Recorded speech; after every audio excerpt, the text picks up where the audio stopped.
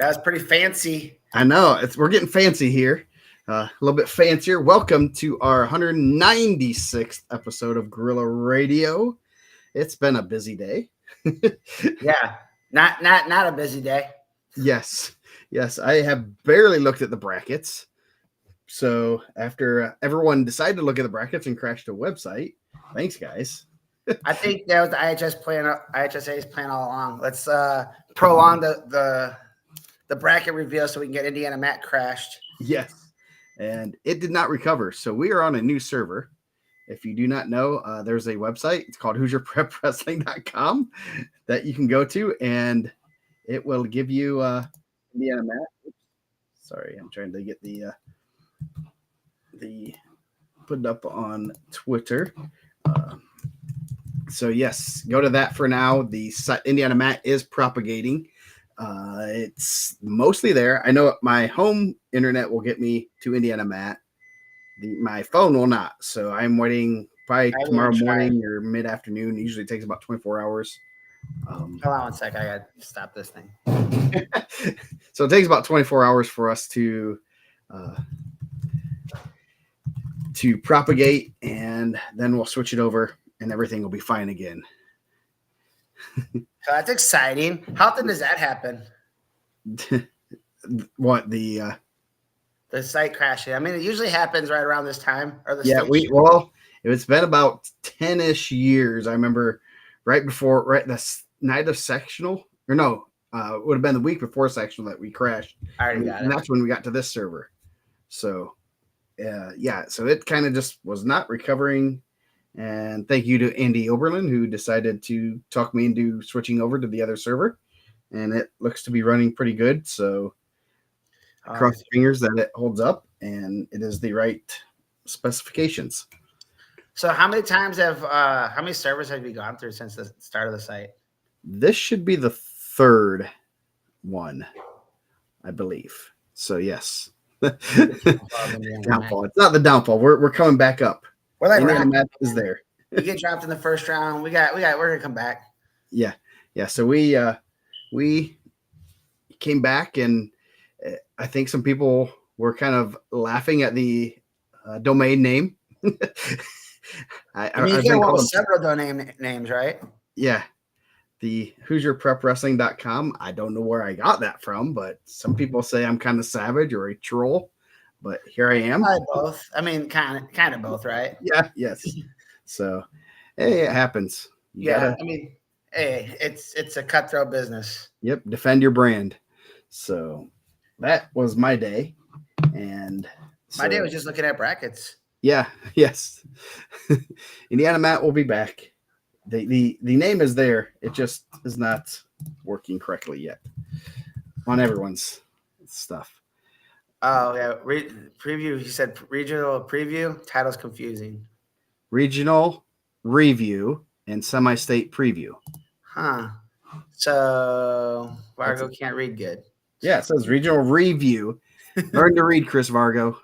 No, they don't teach that in the Navy or wherever you were. Air Force. The what was he in? The Salvation Army or something, maybe? I'm not disrespecting veterans, sir. I'm not afraid of Vargo. Thank you for your service. Let's move on. Yes, even if it was the Salvation Army. I lost a lot of genes that year, bro. I'm not saying that, man. I don't like that. I'm not doing that. I'm not doing that. On Facebook, no, it says regional preview. I'm looking at it right now. He's got you, man. They're probably playing a game on you. Yes. Oh, no, I've already had a rough enough day. On the title right here, it does say Mike and Joe talk about this past week's sectional and preview and review. Oh, probably in the comments. Yeah. Anyway, who cares? You guys know what we're talking about. You guys know what we're talking about. I'll fix it. The post on your page. I don't know. Oh, yeah, that one. We'll edit that. Yes, I see where it says now. I got it. These guys are on here. Hooking it up. Yes. I see where it says it now. I don't know. It's a new software. I got to figure out where to put that. So anyway, we are going to give a little bit of recap from last week. Yeah. It is Dustin's birthday, so if you guys know Dustin, send him a message, say happy birthday. The big guy, man. We're gonna get him on this week too. Yes, no, they do. Yeah. Dustin will be on Thursday, so we are going over Evansville on Thursday. We are going to do East Chicago today, and try to maybe do a little bit of Fort Wayne. Depends on how long we talk and how many people distract us. Yeah, with everything. How about starting off? We could talk about the scale taking on some heavy hitters again. Yes, man. We got to do a scale rankings. Man, dude, my number one scale ranking is gonna be. But the Calumet one's been. I mean, geez. He was grandfathered in. Man, that's crazy, dude. We gotta set it, but like, it's not like we weren't talking about this a couple weeks ago, right? Exactly. I remember someone very vividly. I need to just do that mind thing and just go right to your rant on weight cutting, and then. And dude, I'm not saying you shouldn't cut. If you want to cut weight, man, you cut weight. That's your thing. But it's hard. It's a grind. It's not lost on me. When those guys, it sucks that they're missing weight. That's a big part of the sport. Obviously weight cutting is, but when those guys are missing weight, good guys that compete at probably any weight, darn near. Yeah. And at the end of the day, what are you doing it for? And now you're struggling, you're hating life. And now honestly, it's, on top of everything, now you have the embarrassment of being a subject of that post of, where'd he go? What happened? Was he injured? Oh, yeah. That's probably even worse than getting caught in a headlock by a number 4 out of a whatever. Yeah, I think, because that's just wrestling that happens. And the weight cuts, it's a grind. I was telling someone today, it's like you're asking, 15 through 18, maybe 19-year-old kids to do something that as adults, we're not trying to do. If they're like, hey man, you're not eating dinner tonight, I'd be like, you're out your mind, bro. And obviously there's a big part of that, but and we said I'm not trying to rehash all that, but I think that if you look back, if you spent that same amount of time preparing and getting better, that you would do cutting weight, you'd probably be much more successful. Yep. And I'm not saying wrestle up a weight class, but it's just a tough grind, and you're asking kids to do it. Yeah. So. Yeah. And they have a lot of other things going on in their lives. They're trying to be kids and everything. So yeah.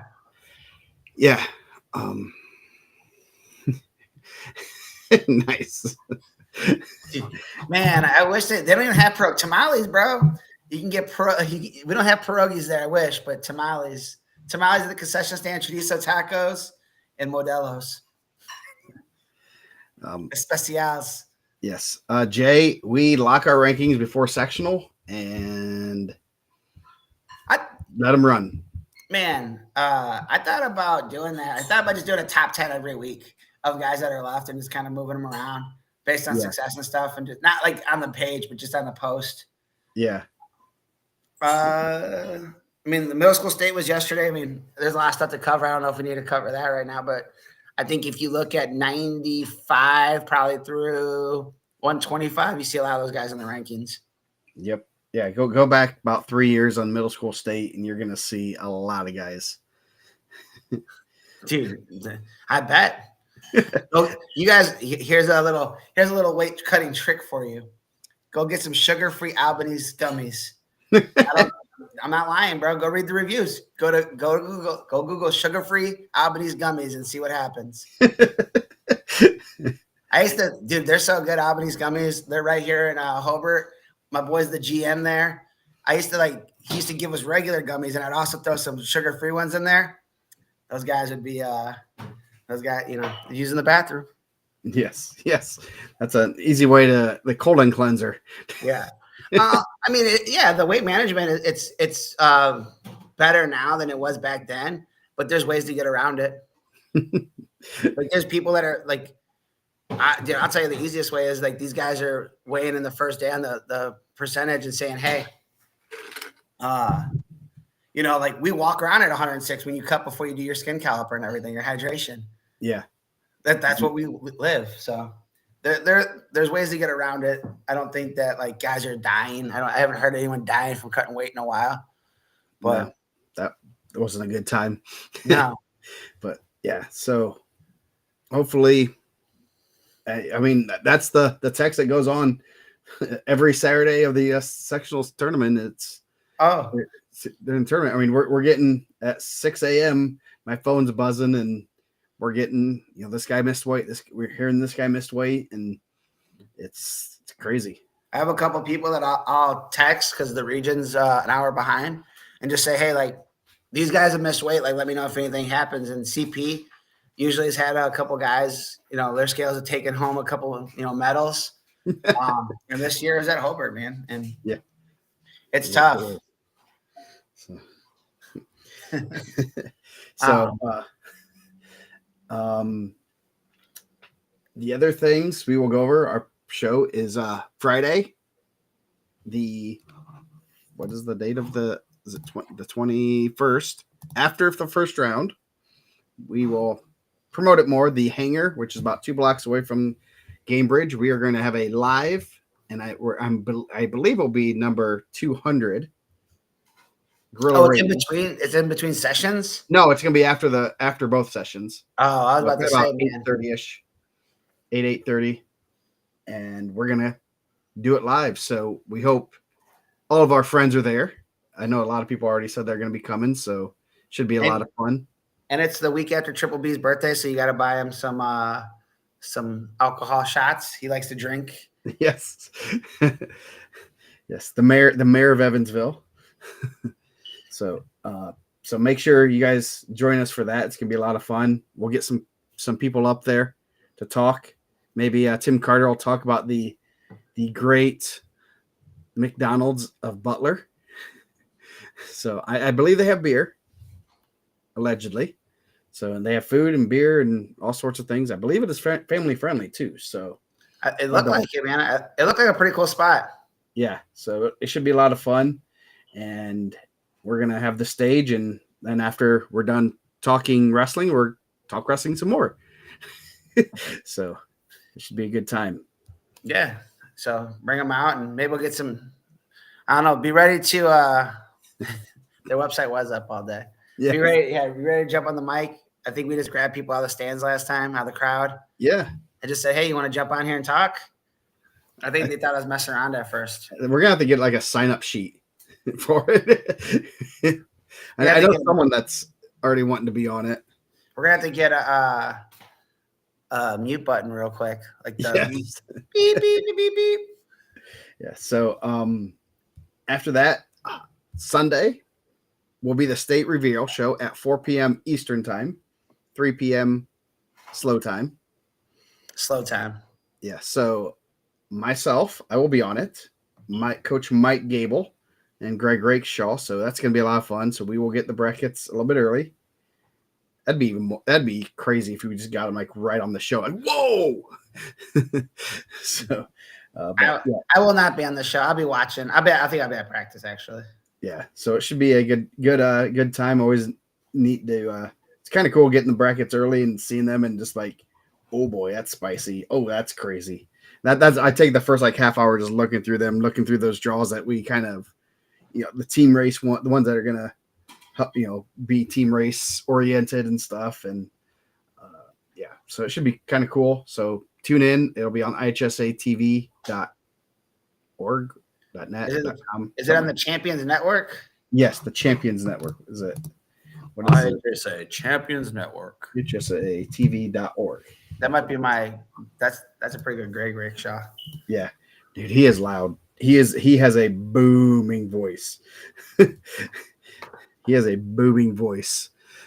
Definitely a radio voice. Just like Dane. I was on the Dane and Rex show earlier. Nice. So, and I didn't know if we were live or not. And then all of a sudden I heard Dane's radio voice. I'm like, oh yeah, we're live here, so I can't cuss. I only did one episode of the Dane and Rex show this year. It was at the Al Smith and the Crow's Nest. When is the Bracket reveal regular reveal Sunday, coming? Sunday 4 p.m. and So then party on Friday night. yes, Friday night at the hangar. So that'll be a lot of fun, I believe. Are we doing what weight class? I like a lot of people complain. I can stop there. Yeah, I have to stop there. move A lot of on. people Right? complain. They do. Yes. We can do a live reaction right from my. We'll go right from there. Yeah. They complain about the little split sessions for Friday for state, and I like it. I like having that like hour between. You got 3 p.m. then 6 p.m. It's gonna be 106 through 144, so it's lightweights first. I like that hour in between because we get up, we can move around, go to the bathroom, talk, kind of decompress from that first half, and then go from there. So I kind of like it. I do I know too. some people just want to go straight through, but I like having an hour. That way I don't miss anything. Because I always feel if I go to the restroom or go grab something to eat, like you hear the crowd roar, and then it's like, oh crap, somebody lost. Yep. And I mean, I don't know. It's a little bit like more airy. Some people don't come to both sessions. I like it, man. I do. I think I didn't think I was gonna like it, but I did. Are you hearing the beep, Joe? I think we have a yes. There's a firefighter. He's just making sure everyone's aware. Yeah. So anyway. There. Oh yeah. Oh, it's mine, guys. I'm sorry. It's yours. I thought I did. I was like, I didn't know if I heard. Joe's gonna come over. Hey, Joe's probably just down the road. He'll come fix it for you right now. He can join in. So, anything else we want to talk about before we get into recapping? We're gonna recap the regionals from East Chicago, and then we'll go over the brackets for East Chicago, and then maybe get into a little bit of Fort Wayne if we have time. So, what happened at the regionals in East Chicago? Which one you want to start at? You want to start at the Crown Point Regional? You might go. That was a pretty good one. Yeah. Always a pretty good regional. One of the tougher regionals. I don't think there was a ton of upsets. Sam Westfall over Michael Skaggs by tech fall. Noel Verduzco 7-0. Oh, man, I'm sorry, guys. Gavin Lewis over Caleb Halfacre. Gavin Gendris over Max Kiros. Brody King with a big win in the first round over Hunter Mallory. Just a tough weight at 126. LT Hawkins and Dalton Robson 1-0. Robson was in some deep shots. LT kind of fought him off. I thought he was really close to a takedown at the end of the match. I don't know. I didn't see a lot of LT taking shots. No stall warnings, which I think Robson was in on 3 shots at the end of each period. So I guess you got to do more, but LT wins the tight ones, man. He knows how to pull those out. Yes, he does. Stanley with a 134 fall. Josh England over Santonio Sessa in the semis. Hyvert tech fall over Luke Reed. Logan Haney got injured in the semis and had to fall down to 4th. It sounds like he's going to be able to wrestle the semi-state, though. So hopefully he's okay. That's good. Who was he? Was he wrestling? Reed. Jaden Lewis over Tegan Newell. Staples over Van Ticho 4-2. Got a late stall call there.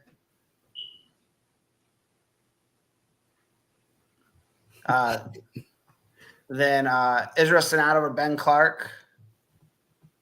Hunter Whitenick over Caleb Chambers. I thought that was a pretty good match. Cesar Salas over Devin Kendricks. There's a real wild scramble in there where I think Salas put him to his back to kind of take the big lead there. Yeah, I saw that one. That was a good match. And I think Salas is looking real good. And he is one that just kind of keeping an eye. Obviously, we have him ranked pretty high, but we have some pretty good guys up there at 190. He can't sleep on him. He's wrestling real well, getting better every week, and it's going to be interesting seeing him. He took out Kendricks twice now in a major decision. That's pretty good. I think the top four at 215 were really good. Bartosiak over Reading 8-4. Abad was third. So real good weight there. Mitch Krowakowski, his four losses have been in the state tournament so far. So that group was the same group from the Crown Point sectional. And then a really good final, Hazlett over Simborski again, overtime. Did it put him to his back? Yeah, 3-2. I thought he put him to his back at the end of rideouts. Just kind of reversed it. So I know last week he pinned him. And then this week got the win in the finals. Definitely we talked about it last week. Super talented freshman. Yeah. Ultra athletic. I think on the board at one point, I think Dustin and Jason Miller somewhere would talk about him doing backflips last year at Heartland Duels. He's not a huge heavyweight, but he moves really well. He looks like he's wrestled with a lot of confidence. I think when you go in there and you have confidence and you're young at that weight, I think it makes you dangerous. The scariest thing is a kid that at that young has confidence in himself. That's one of the scariest things that you can have. He's wrestling. He has a tough weight class. He's not going to have an easy path to a semi-state title, and he's wrestling well, and he's wrestling with confidence. And this is the time of year you want to do that. So he's going to be pretty good. Man, I think. And Nick Duke said Salas, White, Henry, Farnell semis maybe. I think White and Henry would be a really good semifinal match. I think that's just a real good, like a really crazy stylistic matchup. Yeah. You'll go to Hobart. Yeah. Go over some of the results there. Obviously, there was a big change at 165 where we were going to have a pretty big win or a pretty big match and didn't happen. So that changed the trajectory of the regional. So yeah, Cruz Aweta over Francisco Rodriguez there by fall. Cruz is wrestling really well. Xavier Acuna 7-0 over Dash Burke. Lincoln Underwood over Daniel Mata by fall. Mata beat him early on at the Harvest, I think 1-0, and I think Underwood's won the last two or three, maybe last two. And we'll talk about the semi-state, but that kind of put Mata in a tough spot. Matthew Maldonado by fall over Seth Aubin. Again, another one. Maldonado over Cameron Woods in the semis was a really good match. Really changed another one that draws, and we'll talk about draws, I'm sure. Warren Brown by fall over Landon Westerfeld. That was his first loss of the season. Just a real crazy scramble. Ended up putting to his back and pinning him. Cooper Wilkins major over Robert Frazier for the Calumet Warriors, fighting Warriors over here. Yeah, I can. I'm sorry. 144. Daniel McGill over Christian Tapia by fall. 150. Man, tough match. Kirksey got hit for two stalls in the final, I think 30 seconds to tie it. 2 stall points against Ortega. And then in overtime, a real quick stalemate, and then ended up getting taken to his back and fall. But huge win for Michael Ortega. I think that was a reversal of last year's regional, where I think Kirksey was the champ. Amari Leak, East Chicago Central, first regional champ probably in a while. Yeah. About 20 years. Over Anthony Bustamante. Gary Westside getting one through Giuseppe Moore. So I seen someone was mentioning Gary Westside on the board. Was it Riddle? Was it Chris Riddle? Was it asking about Gary Riddle? Westside? Yeah. I think Rashawn Stewart still helps there. So that's good to see them getting represented at semi-state. Yeah. Adrian Palat, obviously we talked about 165, changing it up a little bit. We were looking forward to that Costello-Palat match. Both are going to Purdue, right? Yes. Pilato over Celestino Garcia. Um, I think his was spelled wrong on the watch list, but I put him as Tino Garcia Yes. Yes. by That's fall. he's one of the ones that I keep having to fix with the rankings and stuff that we have different names for. At 175, Emilio Tirado over Hayden Mancella. 11-6. Elijah Carter, Hammond Central, another guy getting through. I mean, I don't think Hammond Central got a lot of guys through either. 190, Aiden Granger, kind of a crazy season for him. Was a backup, and then I think Tatum's out or he's injured, and then he got in, and now he's a regional champ by Tech Fall. He's in the rankings over Brandon Peterson, Lake Central. Everett McCullen at 215 over Deacon Caesar of Hobart. I believe he was a backup to start the year too. Yeah, we just covered 157. He said he was regional champ, man. Put some respect on him, regional champ Amari League. Yes. And then 285, a huge win for Luke Juris, back-to-back weeks over Tristan Masende. And again, Hobart got a lot of bad draws. I think Masende put himself in a good position with that win. I mean, Juris did. Yeah, yes. Juris, I'm sorry. Yeah. So yeah, good regional. Crown Point won the Crown Point Regional. Portage over Hobart, 187-152 at the Hobart Regional. And then let's see, the Rochester. I was thinking Penn, but they changed that. Rochester. Penn got all 14 through. 14 we did. We jumped right over the Berries, the Logansport Berry Regional, but we'll cover that one last. Yeah. Well, we got to save the best for last. Save the best for last. Yes. Let me go to results here. So at 106, Nick Freeze over Vince McCoy, 17-9. Nick Freeze wrestling really well. 37-2 on the season, only 2 losses, I believe, at Al Smith.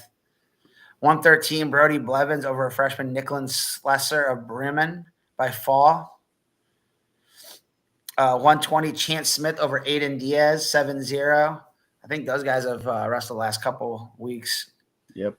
Back and forth. I don't know if it's the most embarrassing thing in the entire world. There's some things that are pretty embarrassing. It's not good, but the most embarrassing thing in the entire world, man, I don't know. I mean, that pick 6 that Patrick Mahomes threw last night, pretty embarrassing.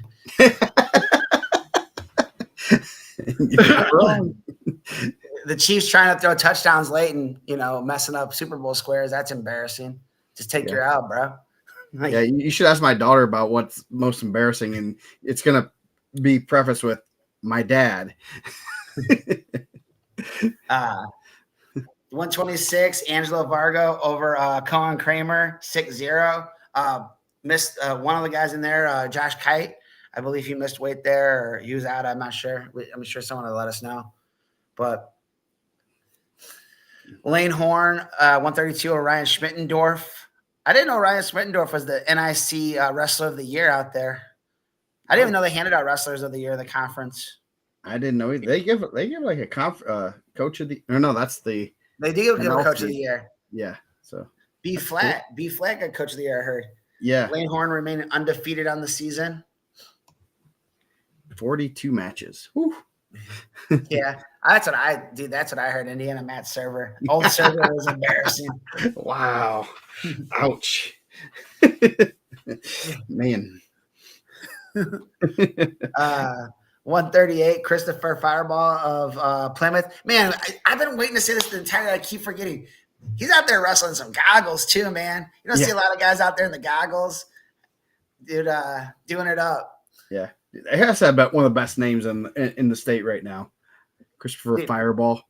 Dude, I don't think I don't remember the last time I seen someone out there wrestling in goggles. I don't know if I've ever seen anyone out there wrestling in goggles. I thought there was a college guy doing that recently. Yeah. Oh, John, it was yeah. But he almost had his eye poked out the one time, and he had to wrestle with the goggles on. And then people would pull him and stuff. There's a real good documentary on him. Viratis, Virati. I can't pronounce it. It's really good. Yeah. Go ahead. Over Will Mason. Nah, dude, shout out to him. 4-3. Can't even get contacts in there, man. I like it.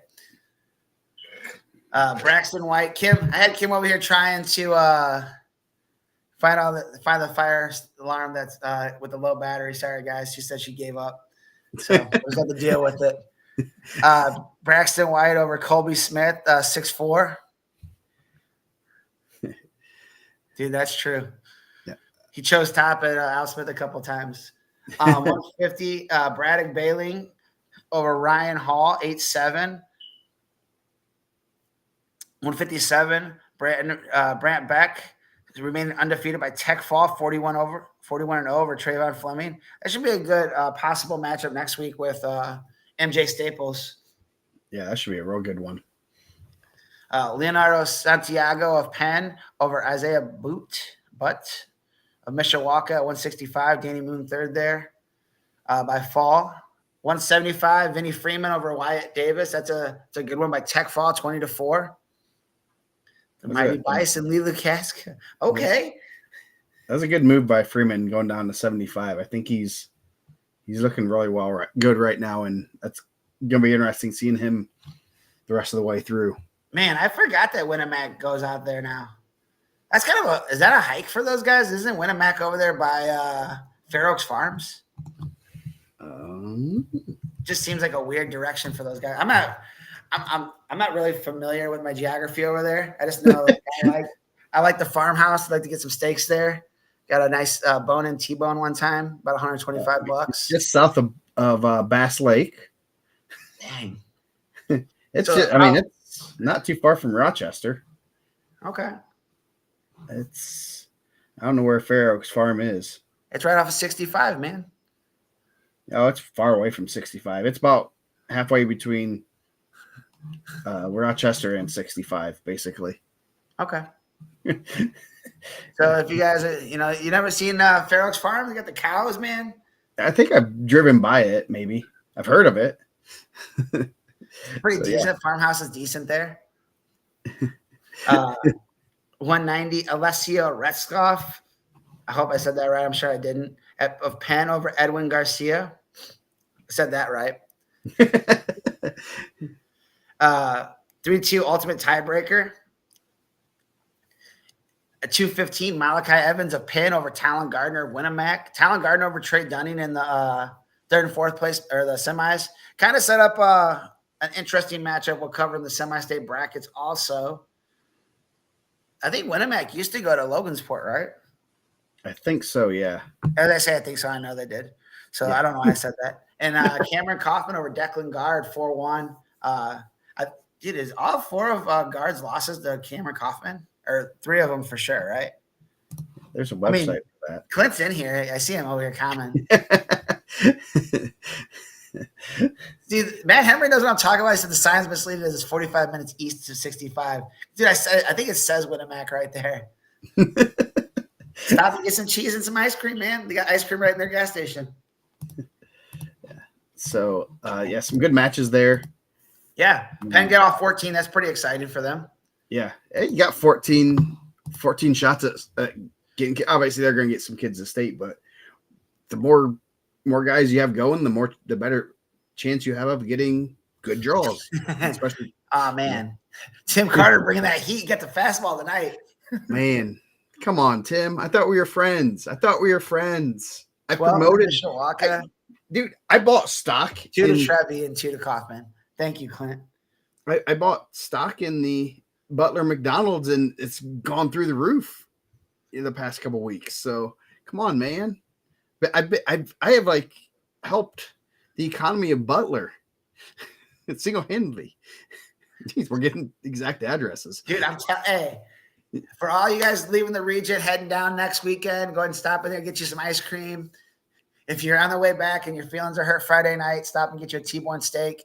They dry age it for about 25 days. I think it's about $125. They say market price, but that's what it is. The market doesn't fluctuate that much. Man, my sister took me there one time in these igloos outside, and they had a table set up. It was less than the family, and it started Noemi got chicken. OC got chicken.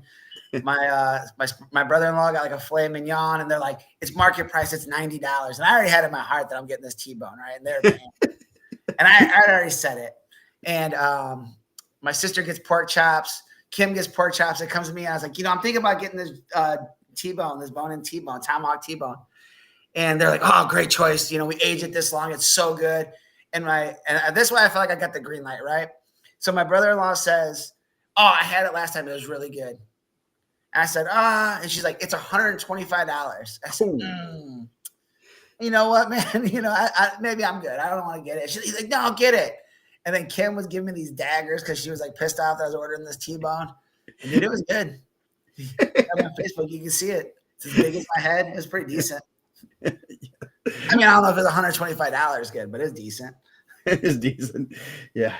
So Logansport won by Lafayette Harrison, West Lafayette. So shout out to the Raiders, man. Probably dyeing their hair blonde too. I wonder if they still do that. They have won. They quietly have had like a really good run. Sectional regionals. He had the graphic. Where'd it go? I thought this was. Oh no, this was only 1 year, but they've won like. Because Rensselaer got him last year, right? Yeah, they've won like 13 or out of 15 years or something. Quite a few consistently, which that's not easy, especially when teams are coming up, and that's not an easy thing to do. So, congrats to them. They're second in a row. Yeah. I just say yes, man. They say, hey, you want this T-bone? I'm like, yes. Yes. So, if you guys want to buy me a T-bone at the hangar, I'll eat it. Yeah. I don't know if they have T-bones. I'm just saying though. It looks like they have some good food. So, yes, we will have good food there. The old 76er, I wish, man. Everything was on there except for the gristle and the grease. So, 106, Reed Hayworth of Lafayette Harrison with Dylan Ayers of Carroll of Flora. Yes, not the Carroll. Now Fort Wayne Carroll. Someone said Fort Wayne Carroll recently, and I about sent them a really bad text. What I wonder if which Carroll came first. Was it Carroll Flora or the Carroll of Fort Wayne? Probably Carroll Flora, because Carroll Fort Wayne used to be Huntertown, and so you guys do have to be Fort Wayne Carroll. These guys are just Carroll. Oh, the spotlight's watching us. Woo. I can see it shining in my window. at 106 pounds by Tech Fall. At 113, Cameron Noost of West Central. Another guy that missed weight there was Kobe Robinson. I don't know if he missed weight, but he wasn't in the bracket. A guy that was in the semi-state rankings. So Cameron Noost, 36-2 over Salmon Allor of Lafayette Harrison. Isabel Kaplan making a return to the semi-state for West Lafayette. It's good to see her doing well, and she still has one more year left. And is this her second or third time? Second for sure. If only there was a website. At 120 pounds of Benton Central, the Bisons, Joseph Mendover, Beck Doherty, back-to-back weeks, 23-1 for Mendoza. Put himself in a good spot at the semi-state, I believe. By fall, Mendoza's wrestling really well. I think he was up a couple weights last year too. I'm sure. I know we got some Benton Central fans in the chat, so he's wrestling really well. Snuck in them state rankings. So represent, man. If you're ranked, please stop losing. Yes, especially this week. This week, just please make weight if you can do that for us. Huge win for Caden Stonebreaker of Seeger. Tech fall over Alfredo Orgel. Alfredo Orgel was wrestling really well, and Stonebreaker 36-1. Tech fall, that's huge. Yeah, that's a good win. Stonebreaker only one loss. That's he put himself in a good spot. Is that not the Bison of Benton Central? Is that not right? Was that wrong? Yeah, that's Benton Central Bison. All right, double checking. At 132, Sal Cybercrest over Aiden Salisbury. Sal Cybercrest 40-1 junior, but 12-5 decision. 138, Tyrion Tuttle of West Lafayette Harrison. I guess they just put Lafayette Harrison, huh? Yes. Over Israel Williams of West Central by Tech Fall, 18-1. At 144, Lincoln Frazee, back-to-back weeks for North White, remaining undefeated over Avery Stanley, returning state qualifier. 10-3 this week. So I think last week it was in overtime. This week, 10-3. I think both of those guys got pretty solid draws at the semi-state.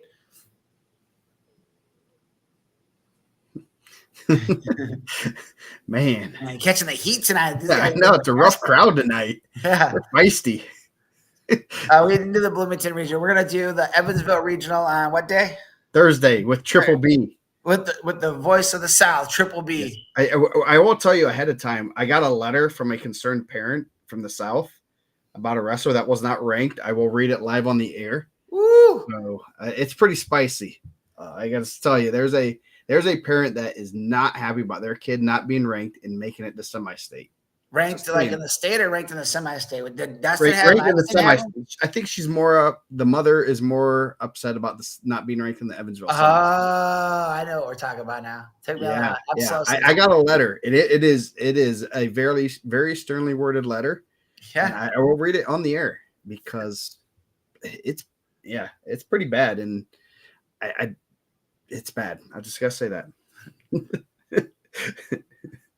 No, not you, Kelly. Not you, Kelly. 150, Caden Webb of Rensselaer over Nolan Brown of Faith Christian. 157, Carter Hages of Lafayette Harrison over RJ McCoy of Lafayette Jeff, representing Tomcat Miller in the finals. Pioneer got one through too, man. Pioneer used to have some tough guys back in the early 2000s. They had a really good kid that was a really good wrestler that ended up not even wrestling in high school. Yeah, playing football, right? Yeah, he's a pretty good football player too. 165, Kevin Martinez of Tri-County over Zach White. 18-7, huge win for Kevin Martinez. Zach White's pretty tough. Yeah, that's a good win. White's had some pretty solid wins this year, and Tri-County, they just started a program a few years ago, within the last 5 years, I think, and it's pretty good that they're already getting some regional champs. I think that they've had some pretty good female wrestlers too. So, 175, Carter Ogborn of Rensselaer Central over Quentin McLeod of Logansport. The Berries, Felix representing Felix the Cat. 8-1. Man, we didn't go over our the craziness I started with those clips from last week, did we? Oh yeah. Oh man. Yeah, that's more of an Evansville thing, right? That was a lot of Evansville heat. We can come after that. Yeah. 190, Ronald Jenkins of Benton Central with Eric Harville, 4-1 sudden victory. Jenkins 30-1 on the season. Representing the Bison. Sounds like their Bisons are heading heavy to East Chicago. Yeah. You got quite a few. Owen Pearson right there at 215 also. Yeah, Pearson also regional champ over Martin Gazzo by fall, 116, 20-3. My guy Eric Spike's probably going to be there. He's always at the semi-state. One of my favorite people to see every year. Brings me tamales sometimes. Yeah, especially when he bring you tamales, you can get real high on Mike's favorite people list. Yeah. That's my dude, man. I like that guy. 285, Alex Luna defended his regional championship over Joseph Gutierrez or Lafayette Harrison. 7-4 sudden victory. So two-time regional champ Alex Luna of McCutcheon. So yeah, it should be some good matches there. And yeah, I've been doing the clips on Facebook and all the other social medias. And I think they got your one about wrestlebacks. Why we don't have wrestlebacks got a little. Yeah, I felt like they were coming at me like I was the one saying I didn't want wrestlebacks. Yeah. Yes. Yeah. So we have a special guest coming in. She's got a rant this week about wrestlebacks. Yeah. Yeah. What do you think about wrestlebacks? Oh, geez, that's a single elimination tournament. Let the best guy win. Yeah. We should have them, right? No? Oh, geez, she's a savage. She's a savage. What? So, yeah, that one caught some heat. I thought that Subway one, man, it sounds like that Subway one's a known commodity. Yes. Yeah, we gotta go check their Google reviews. I know when we go there for baseball this fall, I will warn everyone: if you're gonna go there, get the light mayo. Light mayo, man. Don't go heavy mayo. So yeah, those are pretty good. We're gonna have some good. I'm gonna have to be on double time to get some of those clips out for, especially after Thursday's show. So we know Triple B's gonna have some good one-liners. Always, man. Always. So we will. Let's see if we can switch it over to the brackets. Yeah, that looks nice. That's sharp. Yes, I got these will be posted this week. I have them done. Someone help me with the font because the fonts weren't as good because you have to move over. A true So, second. yeah. I think, man, I wouldn't be against it. Against what? A true second. Oh, I mean, I still rather have the ticket round wrestle back, but if we had regular wrestlebacks, we don't need a true second or third. I think that gets a little too. Yeah, I don't like true seconds. No one wants to wrestle after losing in the finals.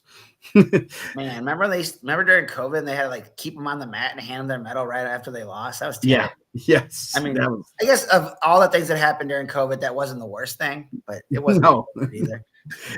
But it still was not fun. It's like sitting there, like they had to wait to give them the medal. Like, they could just. And the pictures of them are like, yeah, terrible, right? Yeah, especially the finals. The other matches weren't.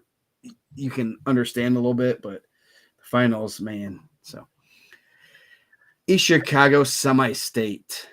So what do you the top half? You got Sam Westfall, Ryder Albright, Achilles Canley. That's a pretty cool name.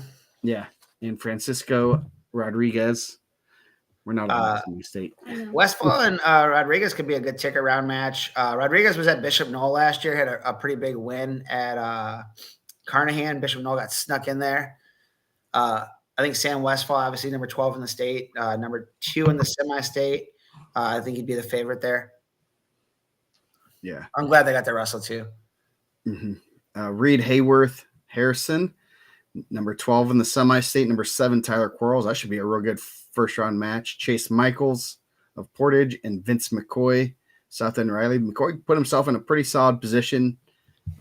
Some good wrestlers there, but he's in a good spot to qualify. All 4 ranked in the semi-state. Quarles pretty tough coming out of that regional over there. He had a pretty tough match with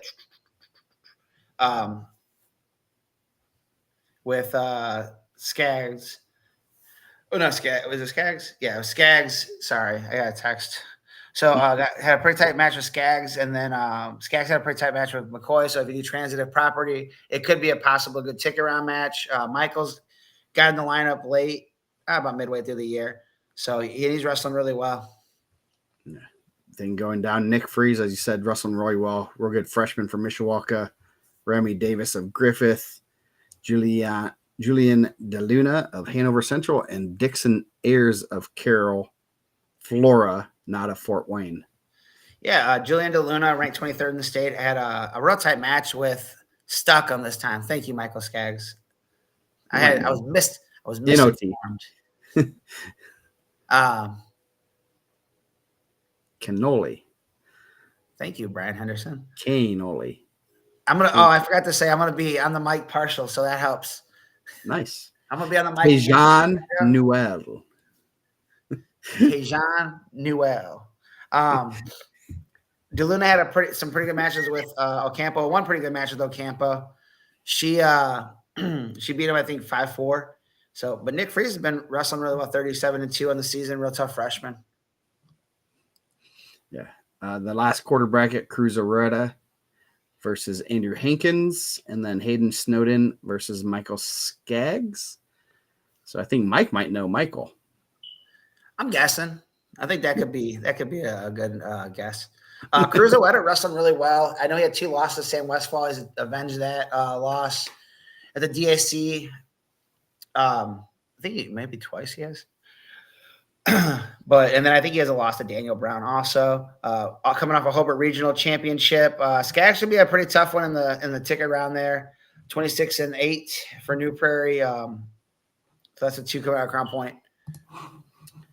113 13. I think Cruz and Westfall, two highest ranked guys there.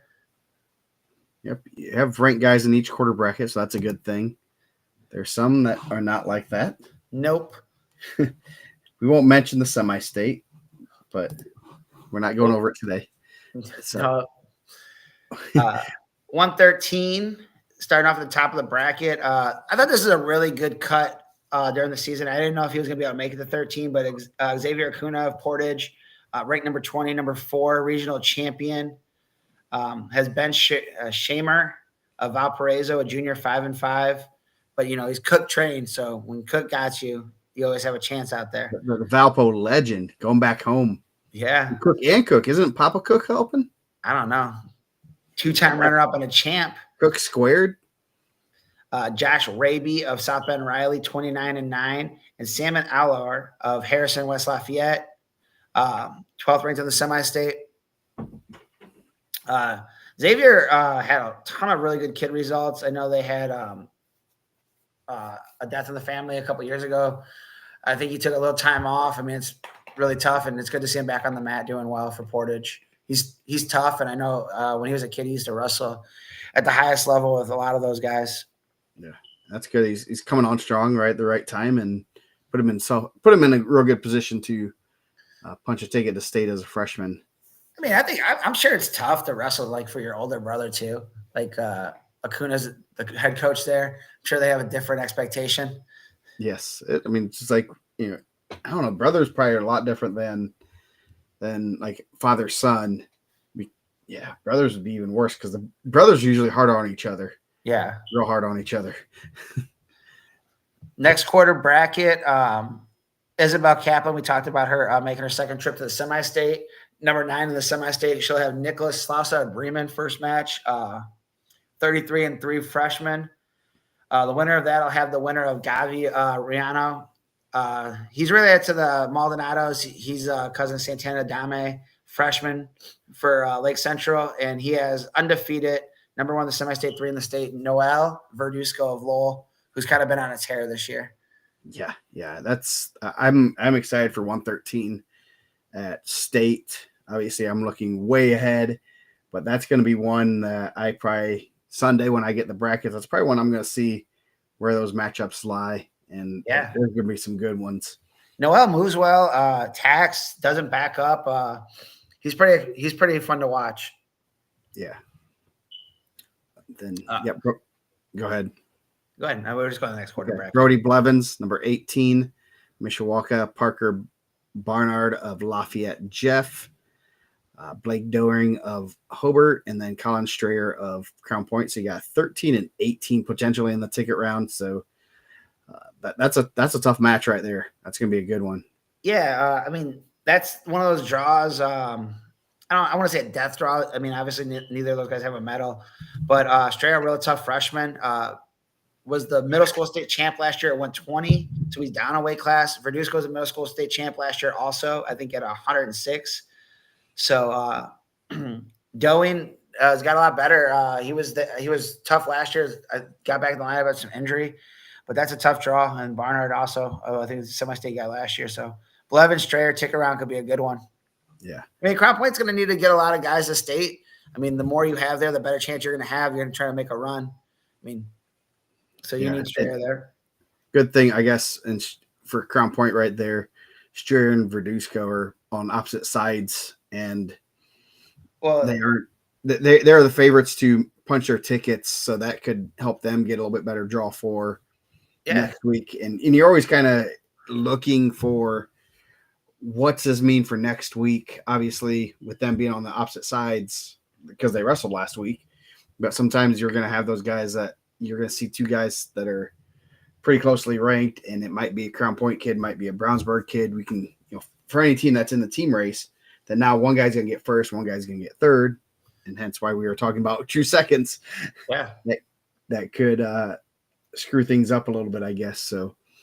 And Strayer 23-9. Those 9 losses are pretty solid. I mean, obviously they wrestled Al Smith. I think he took 2 there. Did he lose to Swarthwood and Reyes? I think Reyes. And then he took 2 at the Ironman. I think he's taking 2 to Verduzco now.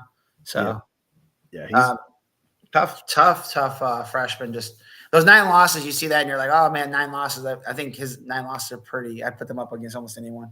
Yeah, you got 4 right off the bat with with the Iron Man and Carnahan. You got 4 real tough losses there, and then you're going through and seeing obviously Swathwood, Reyes again, Thrasher, and then Verduzco twice. So yeah, that's pretty tough. Oh, he took 3. He took 3 at the Carnahan because he got 6th. So let's add another one to that. Yeah. So real tough freshman. Just man, like they wrestle a brutal schedule. I'm sure we'll talk about that also at Evansville. Yeah. Last quarter bracket there. Nathan Scott, number 11 in the semi-state freshman, 29-8. I believe he used to be a Crown Point kid, then moved out to New Prairie. I think that's what they were saying. Not that he was in the Crown Point lineup or anything like that.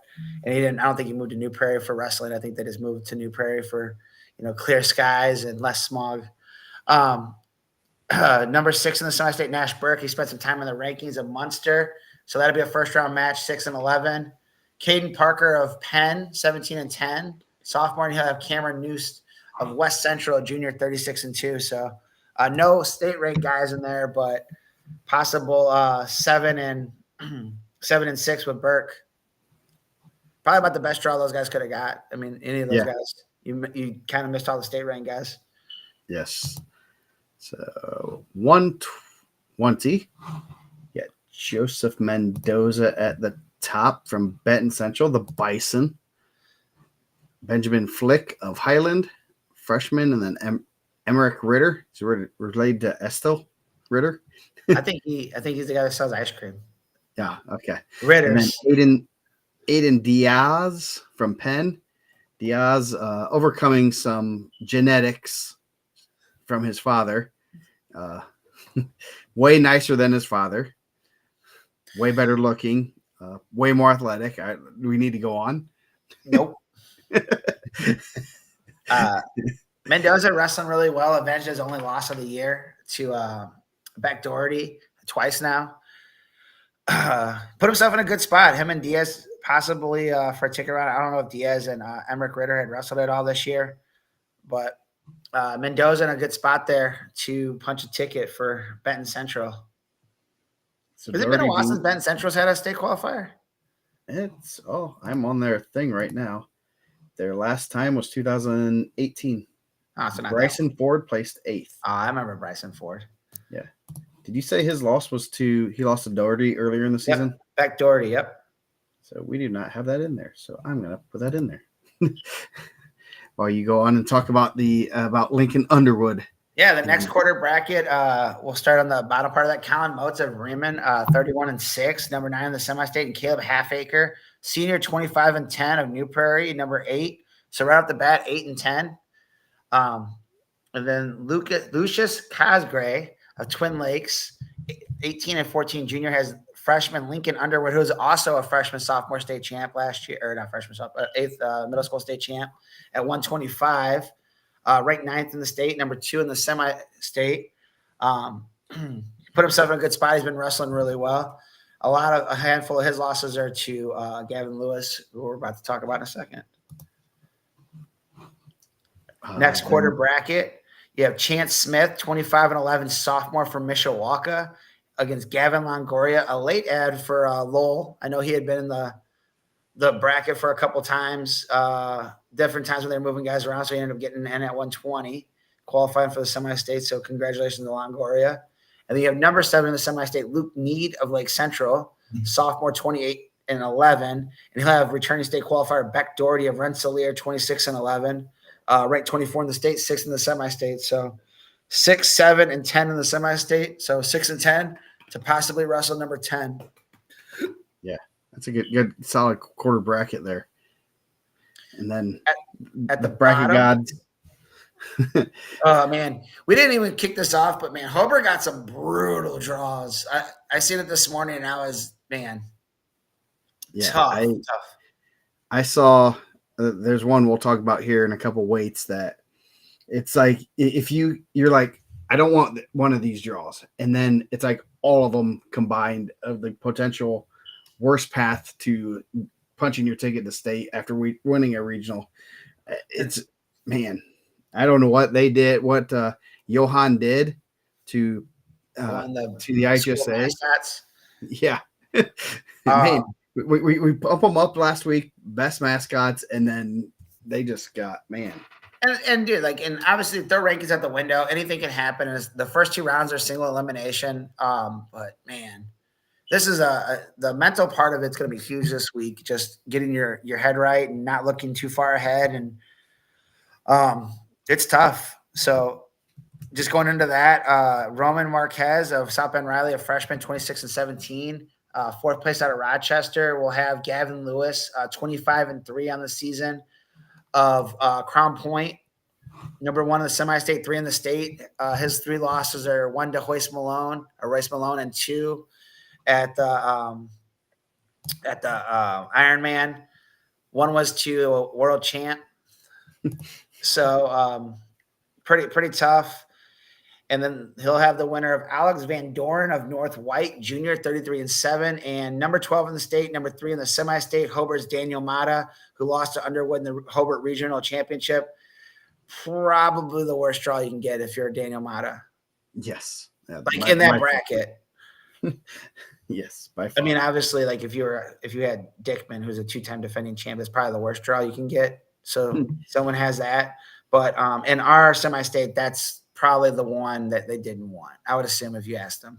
Yeah. Or maybe they do. Those guys, I mean, Lewis spent a lot of time in the Hobart community. Maybe maybe he knows his weaknesses. I think Lewis has beat him a couple times, but I mean, maybe he finds a way.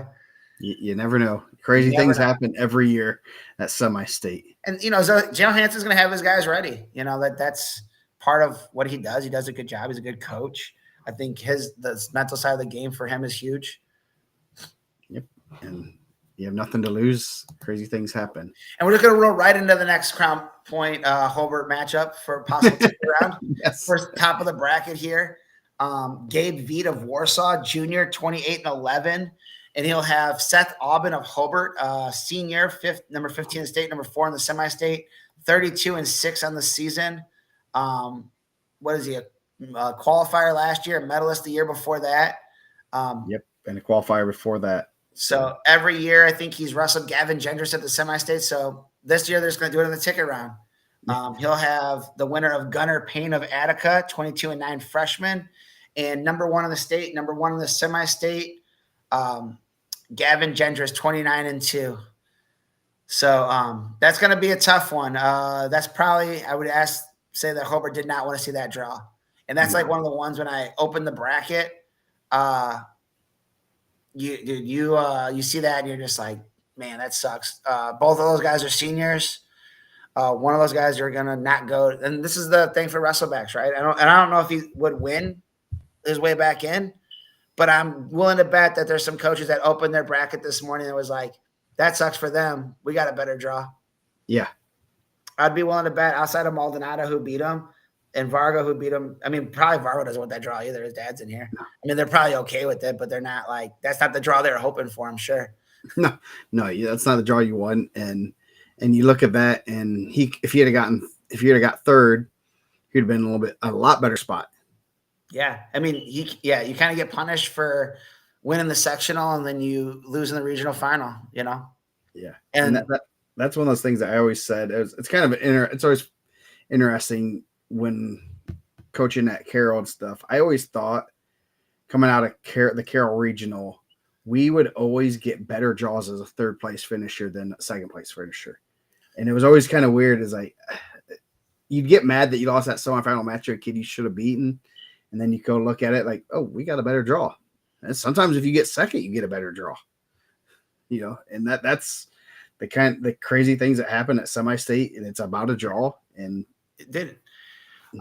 They're the only two rounds that I really feel, and I know we talked last week about regional and wrestlebacks. The only two rounds I think are the most chaotic because there's no rhyme or reason to it is the ticket round of the semi-state and the quarterfinals and state finals. Yeah. And those are two rounds that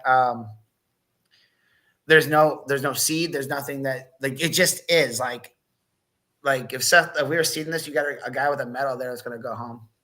Yeah, yeah. If you're seeing this, Yeah, not really taking into account the previous weeks. I mean, you would as like head to heads, but Gendris is number one. Number two is going to be Maldonado.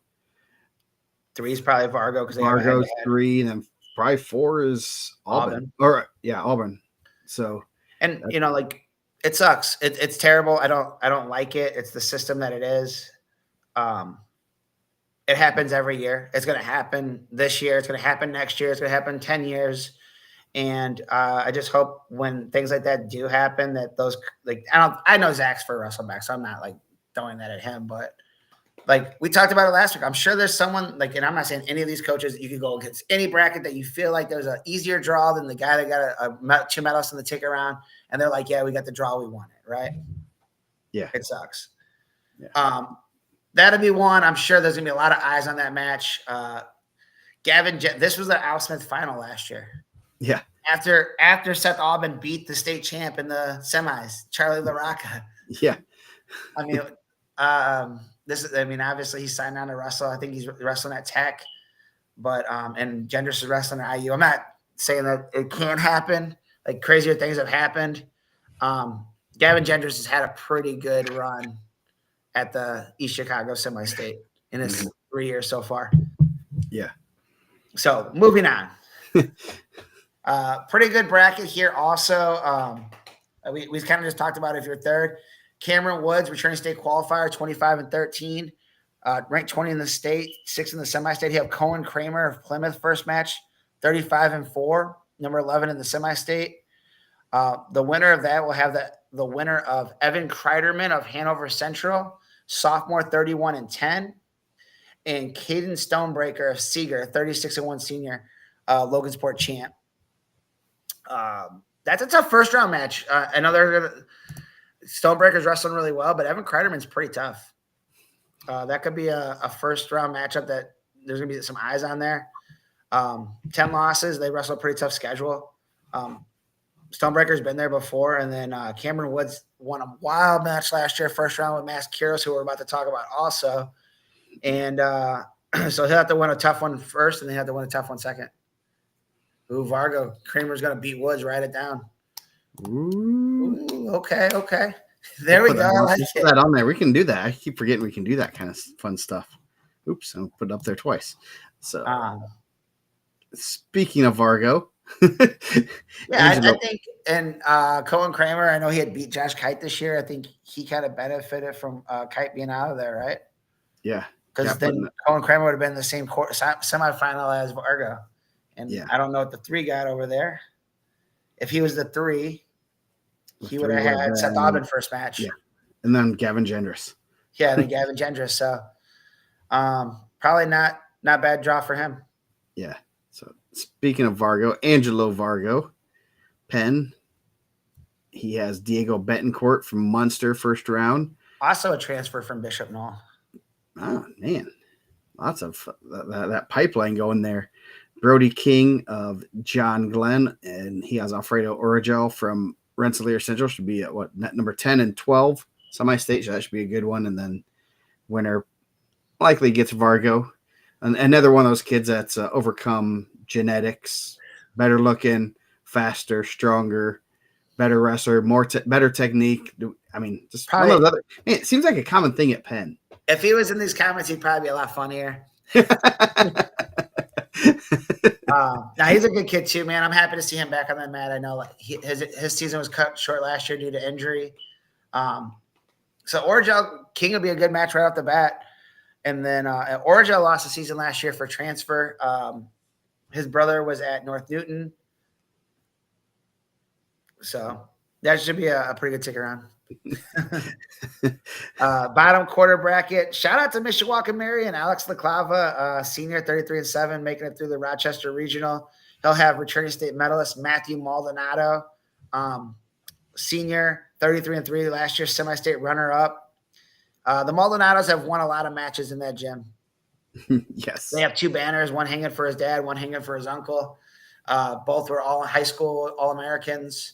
I think on the broadcast it said David was an All-American in college. I don't believe he was. I know he wasn't. He was on the same team as Kale Sanderson, Joe Heskett, and those guys. Not On the bad. Not bottom bad team. quarter, you have what's up? So that's not a bad team. No, I bet he. Yeah, he is. I believe they have each other's numbers in their phone. Uh, on the bottom quarter, you're gonna have Aaron Duell of Harrison Lafayette Jr., 19-9, and Max Quiros, number 17 in the state, number 5 in the semi-state, 41-7. Quiros and Maldonado overtime match at the DAC to get into the finals to see Gendris. Ooh. So Maldonado's 3 losses. 2 of them are to Gendris, one to a guy we're going to talk about here in a second. And that could be a fireworks in the ticket round. Yeah, a little DAC rivalry. Some old names too. Quiros' older brother was pretty good for Chesterton back in the day also. Yeah. The third girl to make it to semi-state, it was obviously Campo, Kroll, and Kaplan. Oh, this year? Or yeah. And nope, yeah, those 3. I thought you were talking about all time at East Chicago. I was about to give you some more knowledge. So 132. Another one we were kind of interested in seeing how these draws shook out. Warren Brown, Maryville, number 18 in the state. Got Casey Smith of Warsaw. Derek Presson of Lafayette. Jeff, he has number 11, Dalton Robson. So that should be a real good match. I'm sure they have likely wrestled. Yeah, Robson, I believe, beat Warren Brown at Al Smith. So it looks like good bloodline. Quiros, Jake Salas, cousins. Nice. Robson over Warren Brown. So Warren Brown ended up giving, we talked about it, the first loss, wins regional and kind of got a tougher draw with Robson. Robson loses 1-0 to Hawkins in the final of his regional. That's going to be a tough ticker round match. Yeah. There was no good draws really for this weight. Obviously all 4 champs are pretty solid. So there's obviously one you'd probably rather have, but not an easy draw through there.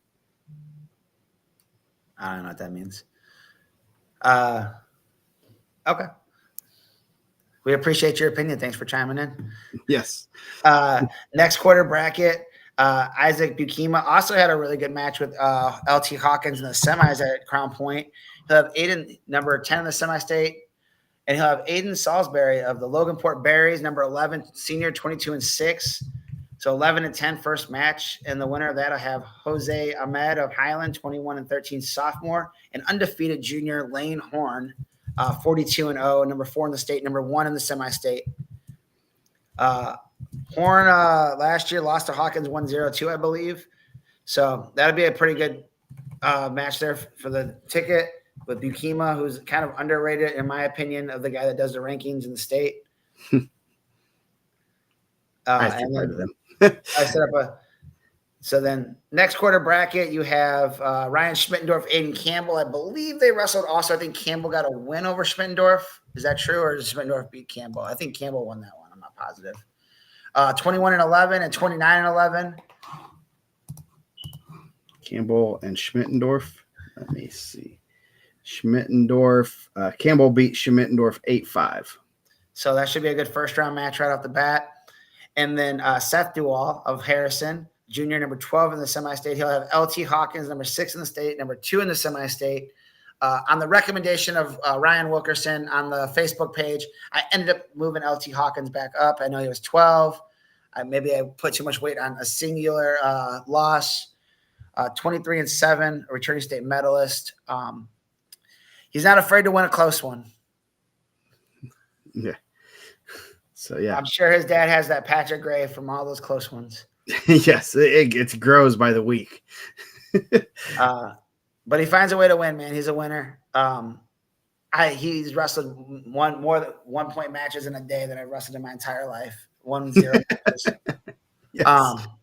Schmitty, 4-time semi-state qualifier. Congratulations. That's pretty good. You got to find a ticket this year. You don't want to be a 4-time semi-state qualifier. You got to scratch that and be a 1-time state qualifier at least, right? Yes, exactly. Bottom quarter bracket. Right off the bat, this will be an interesting one. Number 20 in the state, number 6 in the semi-state, Sal Cyberchrist of North White, junior, 40-1. And number 9, Porter Ivankovich of LaPorte, 35-8, junior. Ivanovich's pretty tough. I mean, he's ran into some pretty tough guys this year. That should be an interesting match. Cyber Chris only loss was to the Elwood kid. He got cradled. They also shouted it out on their Facebook page. I sent it to me, and I was like, man. And Cyber Chris was pretty high in the state at that point because he had a win over Aiden Campbell. Caden Garcia, another Mishawaka Marion senior, 37-5. And Landon Westerfield, number 9 in the state, number 3 in the semi-state, or 9 in the state, 3 in the semi-state, 41-1. Took his first loss in the semi-state finals for Griffith. That could be a pretty good ticket round match if they get there. 40-1 and 41-1. Yeah, it should be a good bracket. I think it looks like everyone's fairly well separated, so it should be a good weight class right there. Pretty solid top to bottom. It is. Who's your? I'm not doing predictions. We used to do predictions, and then people throw that in my face, make me feel all bad. Yeah. So 138 up top, you got Tiermine Tuttle of Harrison White, West Lafayette. He has Harrison Odell from Penn, and Michael Turner, number 11 in the semi-state, and Josh England of LaPorte, who's number 8 in the state. Josh England had a pretty good win over Sessa, repeated it from the DAC finals, returning state qualifier, 40-5. He have Michael Turner for the River Forest Ingots.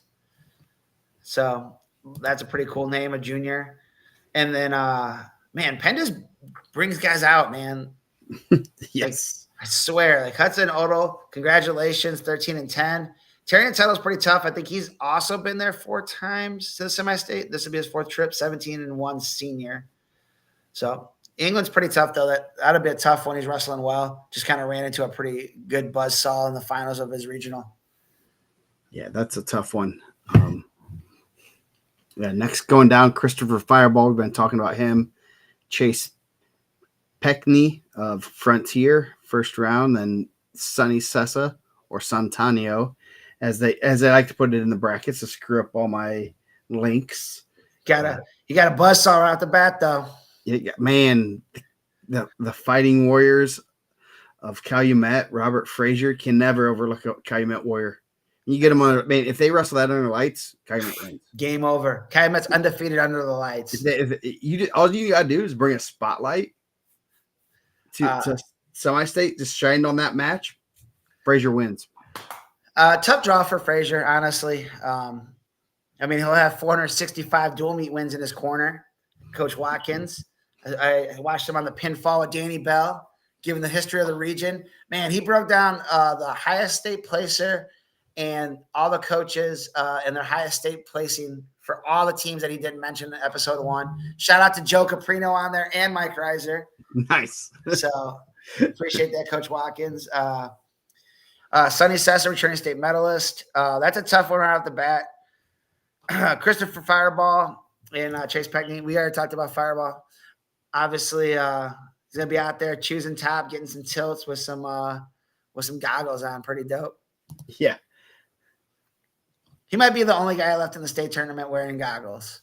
So. He might have been the only one entered in this tournament too. I love it, dude. I think it's awesome. Yeah. Yes.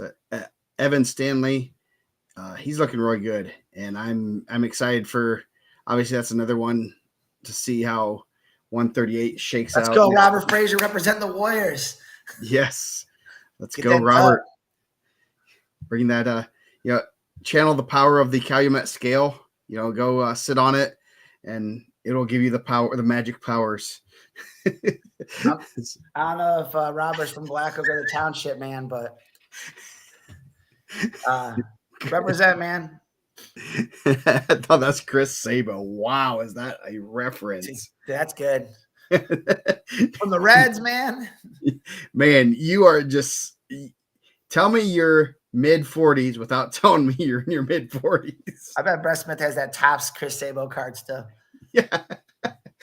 Next quarter bracket, you got Israel Williams of West Central, 30-9, junior. And Preston Manick of Mishawaka Marion, represented again, 37-10. And he'll have the winner of Cameron Hilson of Maryville, sophomore, 23-13, an undefeated sophomore. State medalist from Illinois, Evan Stanley, number 1 ranked in the state, number 1 in the semi-state. I believe he has all bonus wins this season at 35-0. It's not bad. Not bad. Not bad. Not too bad. So yeah. And then bottom quarter, Cooper Wilkins Portage, Walter Drews of John Glenn. They'll have the winner. The winner of that will have the winner of number 12 in the semi-state, Chris Williams versus Will Mason of Mishawaka, number 9 in the semi-state, 24 in the state. Will Mason, I know we talked about him his freshman year, had a really good season. I think he was out for injury last year. We said he would give us a little Nick Weisjohn vibes back then. His mom, I don't know if she appreciated it. We seen her when we were at the lunch, but that's a good spot for Will. I don't know if him and Wilkins wrestled at Alsmith. I don't think Cooper Wilkins had his best showing at the Alsmith. I would be willing to say his dad would say the same thing. He's on coaching staff there. Yeah. But that'd be pretty interesting. First round, and the winner of that get Cooper Wilkins. Wilkins put himself in a good spot. If I'm being completely honest, I was hoping Robert Frazier was going to win the regional, and then he'd be in a better spot, and Cooper Wilkins would be having Sonny Sessa first round, who I think he's had a couple losses this year too. Wilkins beat Will Mason 9-2. 9-2. So I'm sure they're excited about that one, but throw that one out the window. Yeah. So next up is 144. Starting at the top, Braxton White, Plymouth, number 7, the semi-state. Wyatt Tudor of Delphi, the Oracles, one of our honorable mention names.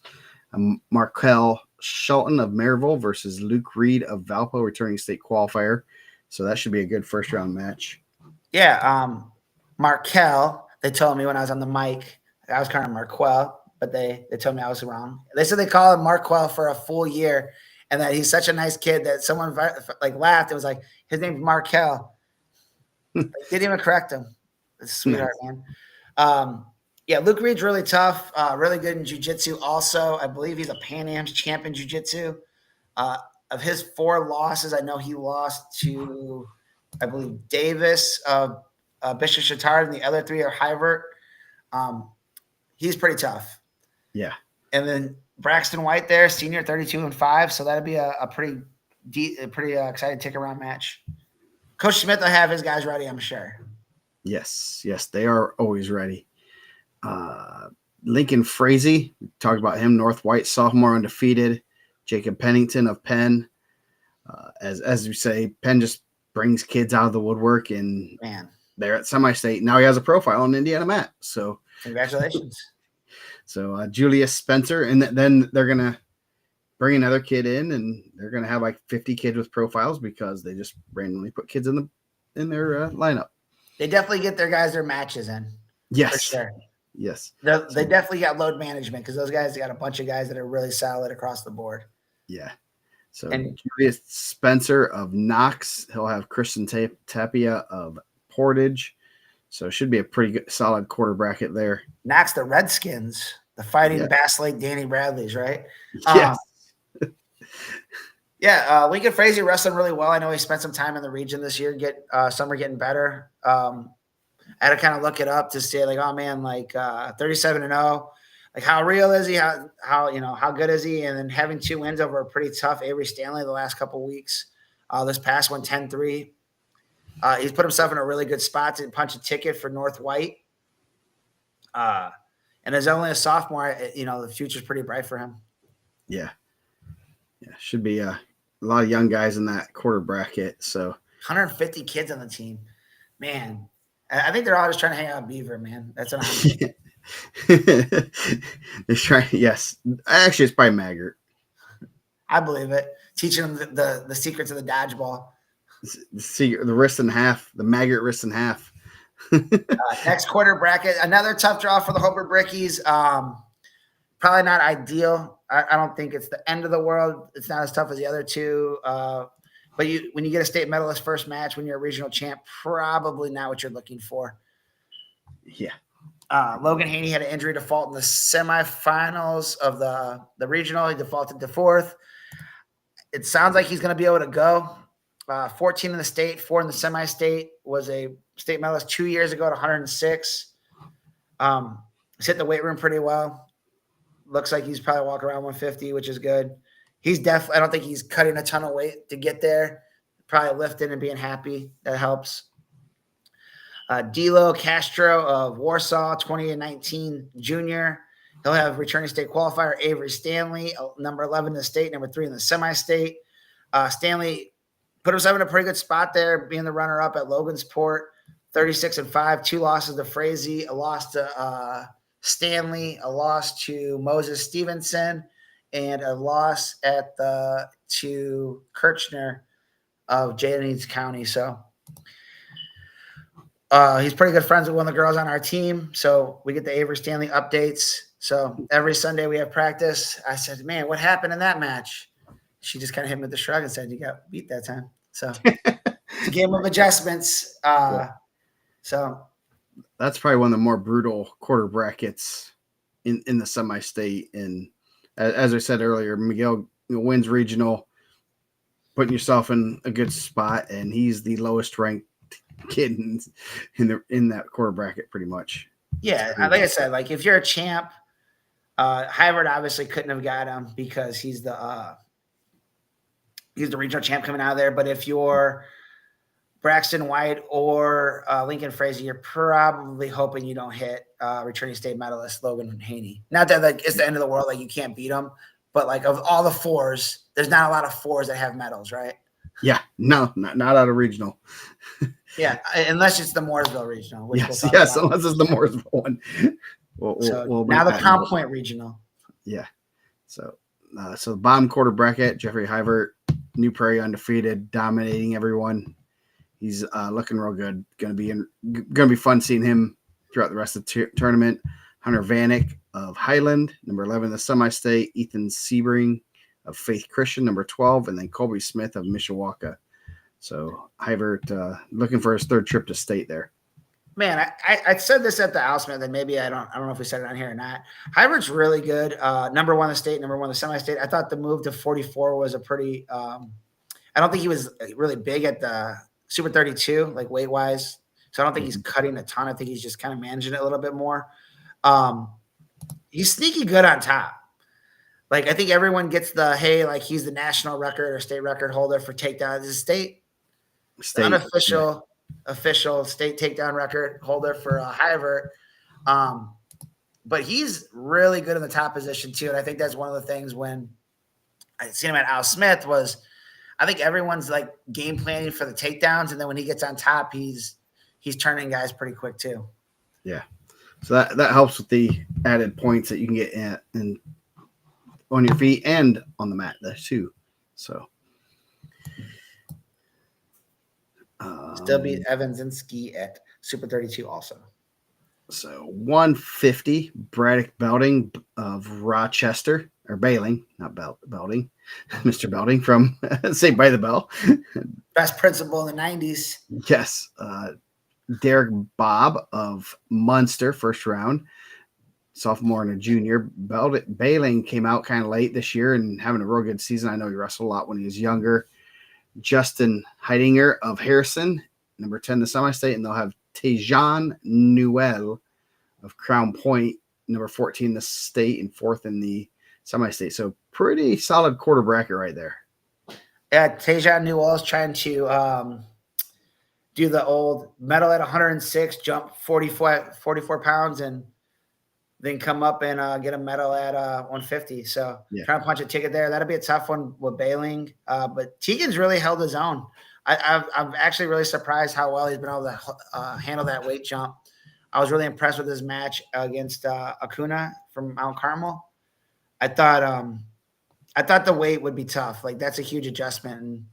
And he looks way healthier. I think that's a better way for him. He's lifting. So yeah, that should be interesting. I would have to check my records, but I would guess that might be the biggest. If he takes a state medal back, biggest jump in 1 year for state medals. So I'm kind of rooting for him to get a state medal just for that. That's maybe kind of cool. Side note: I need to have notes on like wrestlers' profiles of like just random tidbits. Wow, that's a super interesting matchup. And I think he moves well. He doesn't look like he's getting overpowered. So that's huge. And it's going to be good for them going forward because they got a Crown Point returns a lot, and they got a 144 that's probably one of the best guys in the country coming back. Yeah. So going down, you got Michael Ortega, Portage having a real good senior year. Corey Gardner, Mishawaka, Dieter Gerst of Lowell, another senior battling injuries, but wrestling pretty well right now. And then Nolan Brown of Faith Christian. Yeah, Brown and Dieter would be a good one right off the bat. Yeah, Dieter's had a tough go, man. I think injuries and some other stuff in there, in and out of there. I know, we live in Lowell, so it's good to see him. Hopefully, he puts himself in a position to be in that ticket round. Corey Gardner, Mishawaka, Michael Ortega. That was a huge move from 57 to 50. Talking to Dante Colza, it wasn't that bad of a cut. That after a couple of weeks, like they kind of looked at the weight, and he was closer to 50 than he was to 57. Big, strong kid. I'm sure. I know he's probably lifted with Jake Salas and those guys growing up over there. He's pretty tough. Maybe he hasn't. I don't know. I thought that his dad lifts a lot of weights.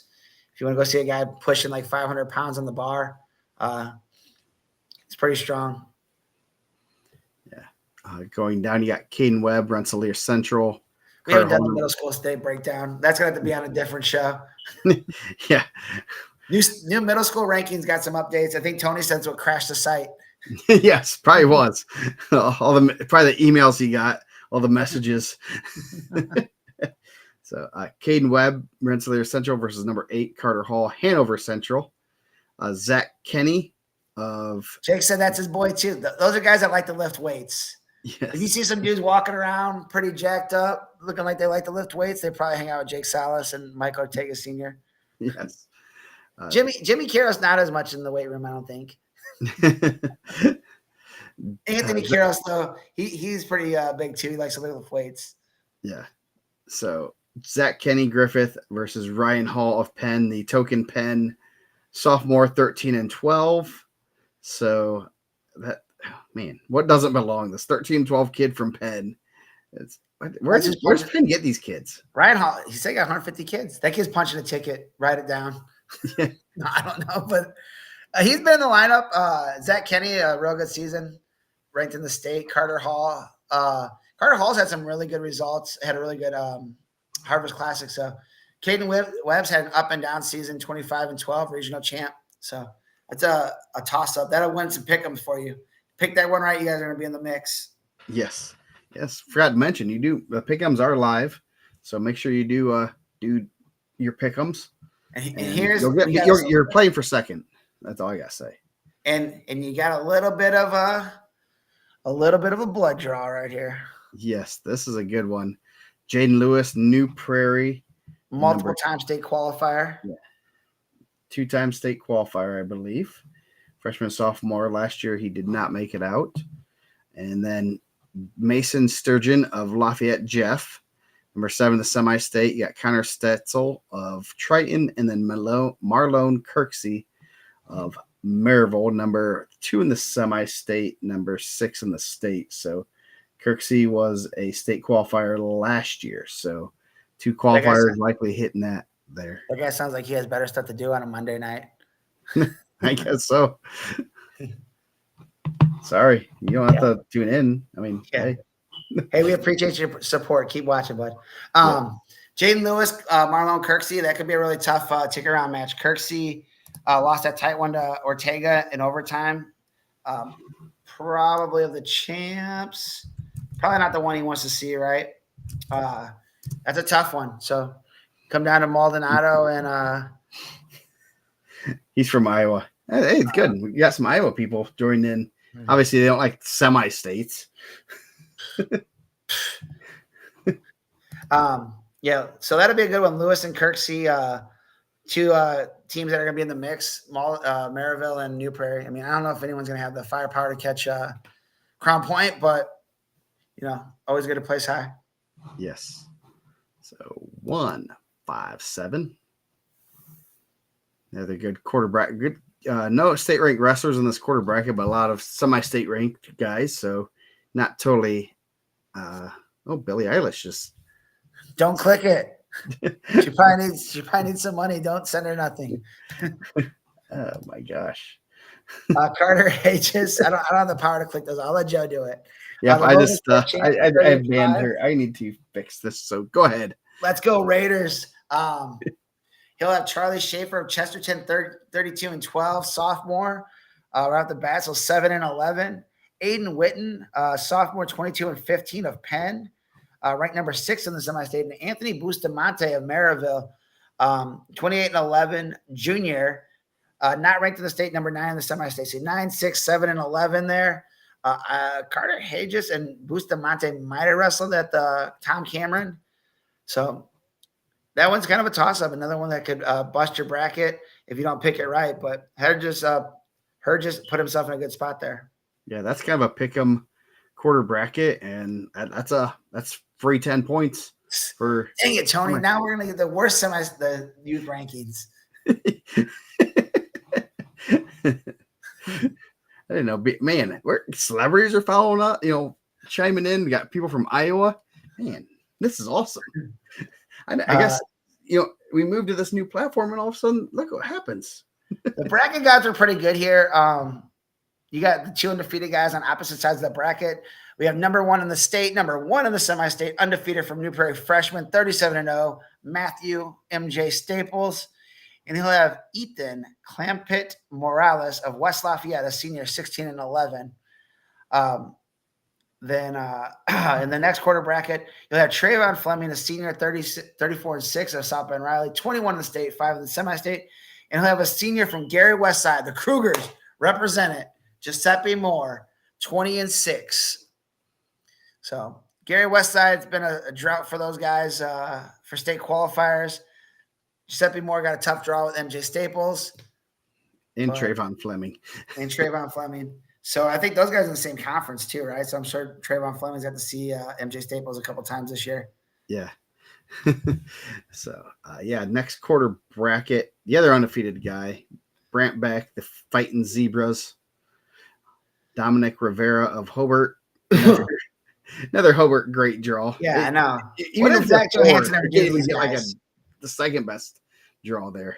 And then 12 in the semi-state, Timothy James of Lowell, freshman, 19 and 11, and RJ McCoy, a sophomore from Lafayette Jeff, 26 and 15.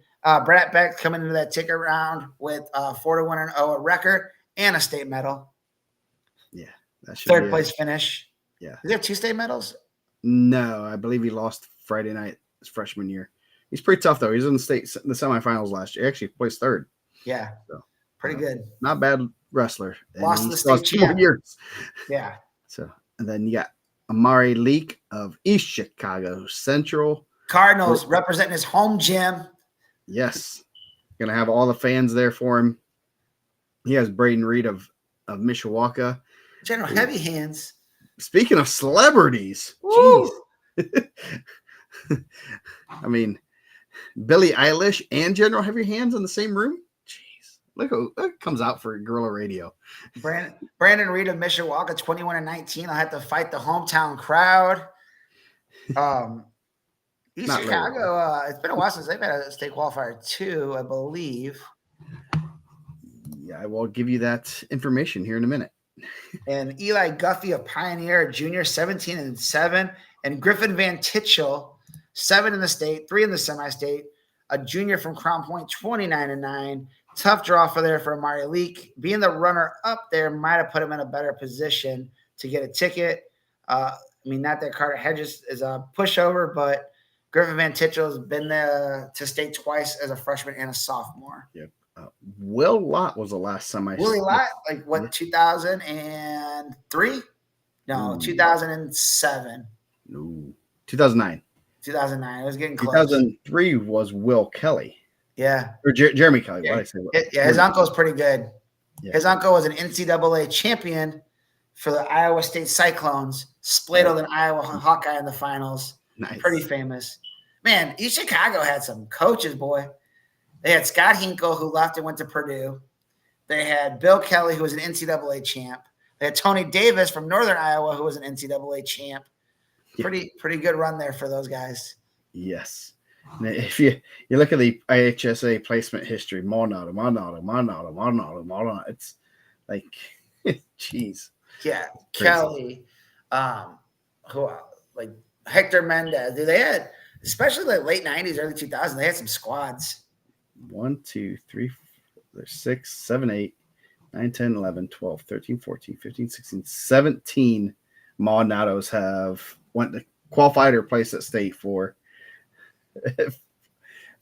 East Chicago Central. And that's not even counting like the Manny Rodriguez of Hobart, who's also a Maldonado, and the Frankie Porras is also a Maldonado.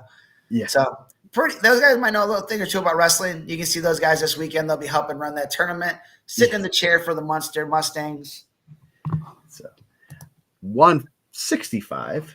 We're up that high. You got Adrian Palat of Maryville, undefeated, number 1 in the state. Hayden Hood of Harrison West Lafayette.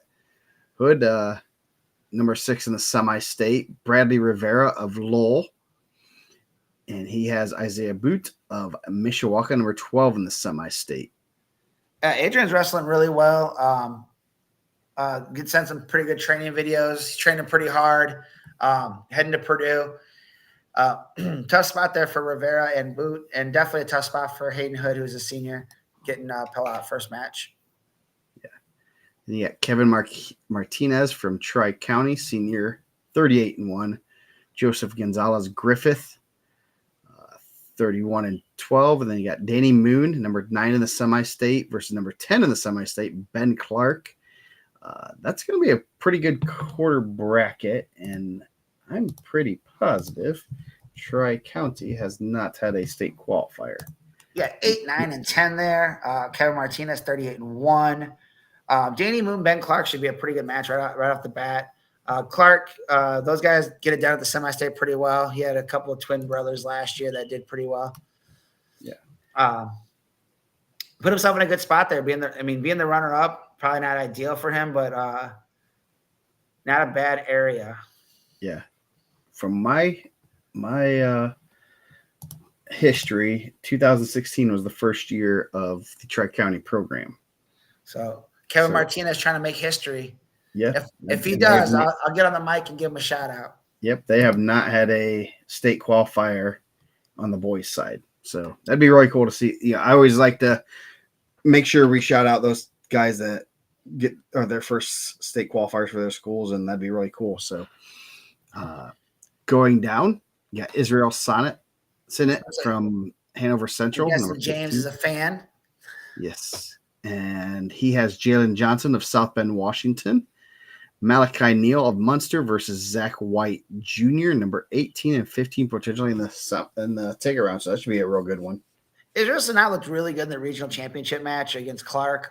He's wrestling really well.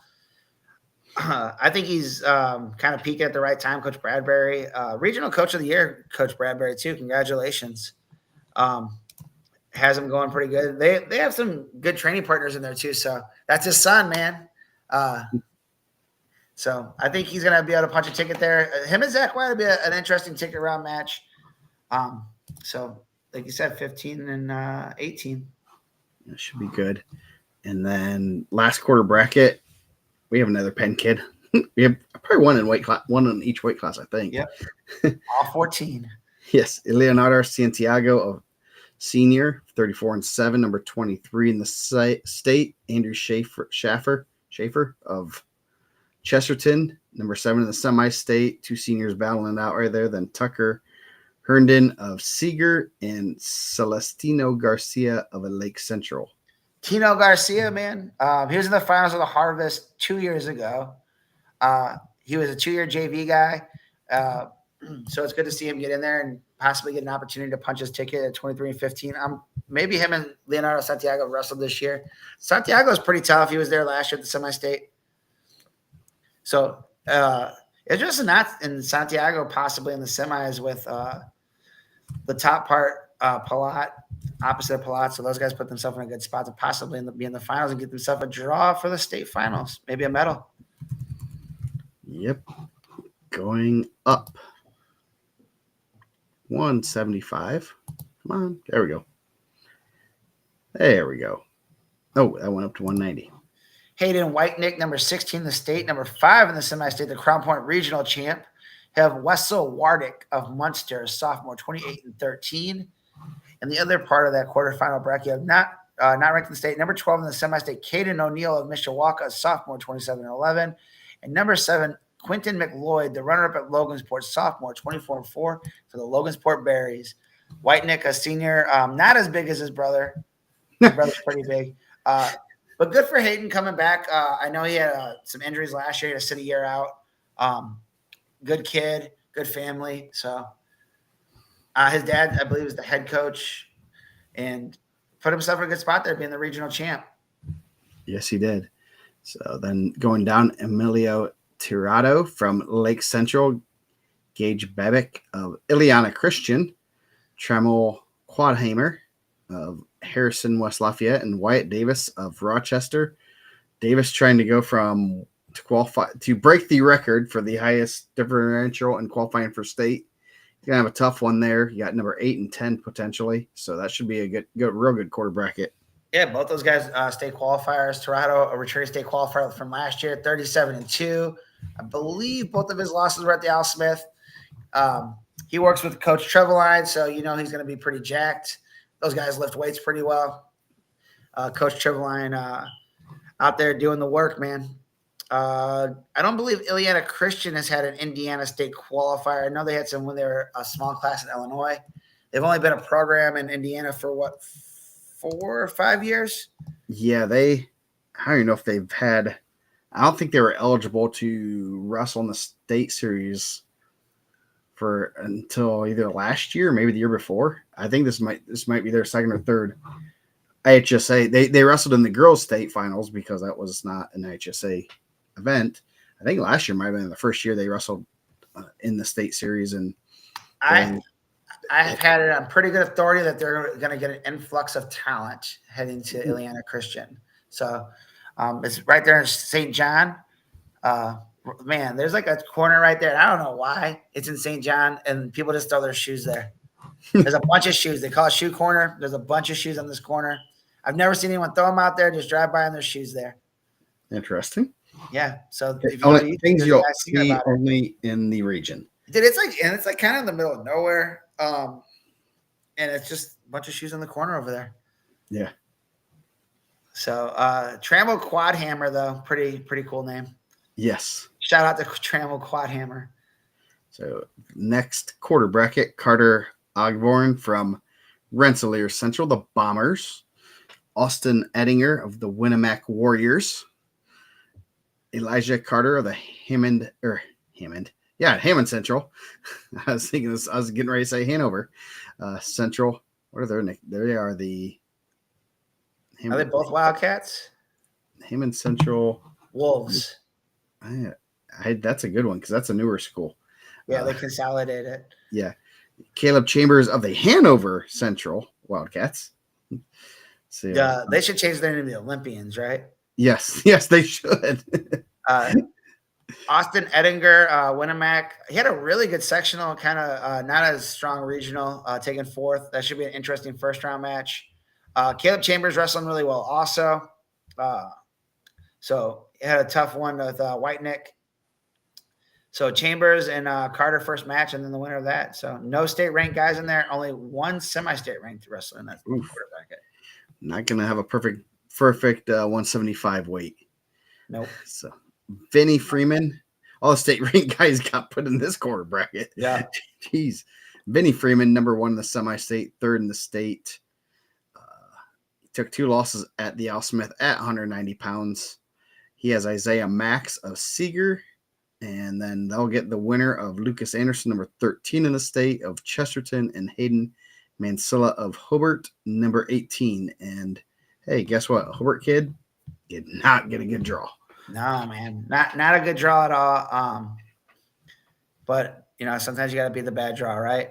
So yes. But that's a tough one right off the bat. Anderson and Mansella, and then the winner of that gets Vinny, who's ranked number 1 in the semi-state, number 1 in the hearts of all the Notre Dame fans. Yes, and the Michigan team, because Coach Borman was in their house recruiting him a week or 2 ago, and that went viral. Yep, I've seen that.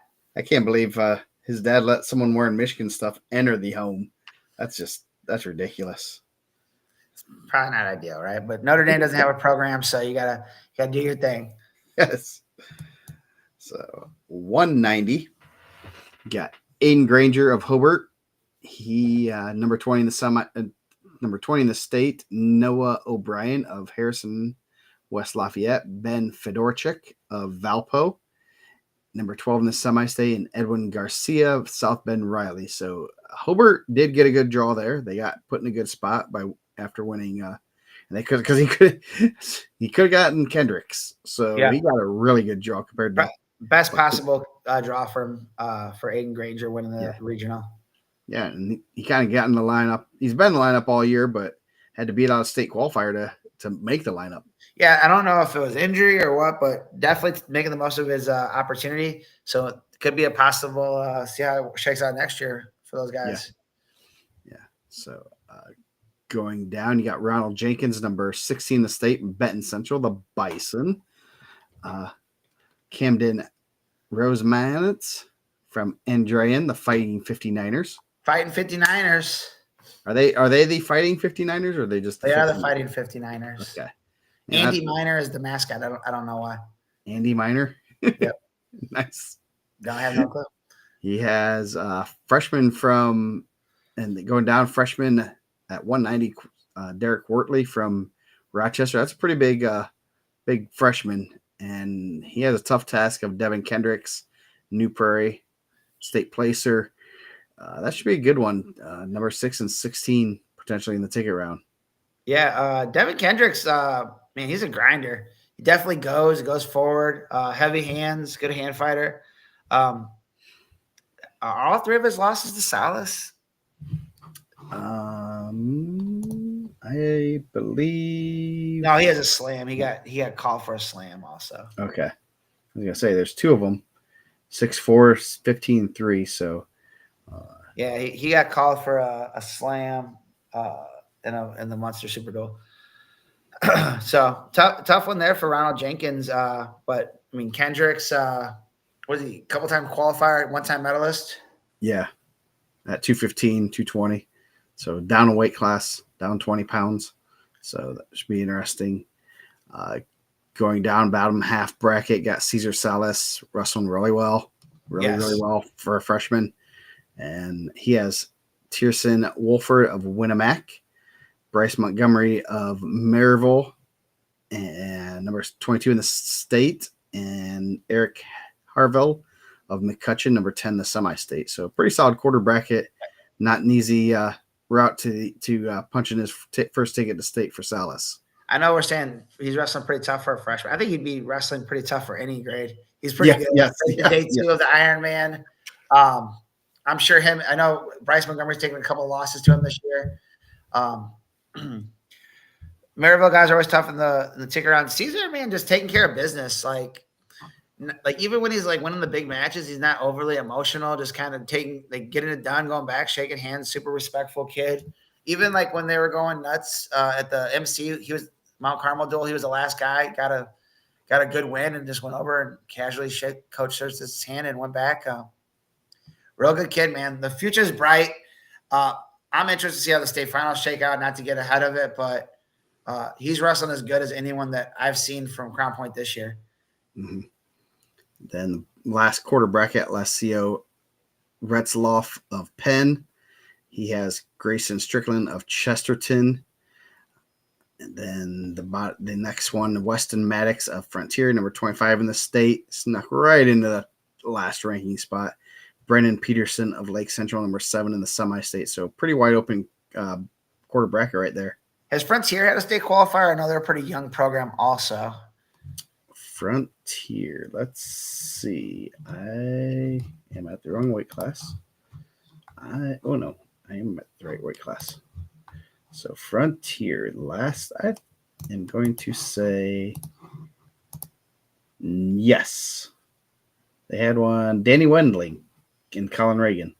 Okay, yeah, I forgot about 2022, yeah. So yeah. Colin Reagan was their first one in 2017, so not very many. So 215 pounds, number 5 in the state, number 1 in the semi-state, Jaden Bartosik. 39-2, avenged his only second loss of the season to Austin Reed in the finals of the semi regional. Um, Logan Fredrickson of Bremen, a junior, 24-7, first match. Bartosik, a returning state qualifier. And then Peter Xavier Antonio of Lafayette Central Catholic, a senior, 19-12. And have Deacon Caesar of Hobart, a senior, 18-8, number 9 in the semi-state. Thank you, Hunter Hickman. Then the winner of that probably have Bartosik. Also, Bartosik wrestling really well. Yeah, yeah, that's and he's coming out of a real tough sectional regional, so he's been pushed the past 2 weeks and going to get pushed again this week. And that's that's always one of those things that you want. You have some guys that aren't going to get pushed till semi-state, and I'd rather a guy get pushed, have to stay on it at sectional and regional and be ready at semi-state, because it's kind of hard if they know it's going to be a little bit easier to kind of put down cruise control at practice. And I think that's going to help him out, him and Krolowski Abad and reading. They've been pushed, they've had to be on it the past 2 weeks, and it'll help them this week. So got Malachi Evans, number 19, and then number 20, Mitch Krolowski of Wheeler. So that should be a real good first round match. 19 Yeah, and Mitch 21. was a heavyweight last year at the semi-state. Yeah. Yeah. And then the winner of that gets Josh Burns and Martin Gazzo of West Lafayette. The winner there, Gazzo's number 10 in the semi-state. Evans looked really tough. I thought when Vinny went down, he might move down, but stayed at 215, a good spot for him.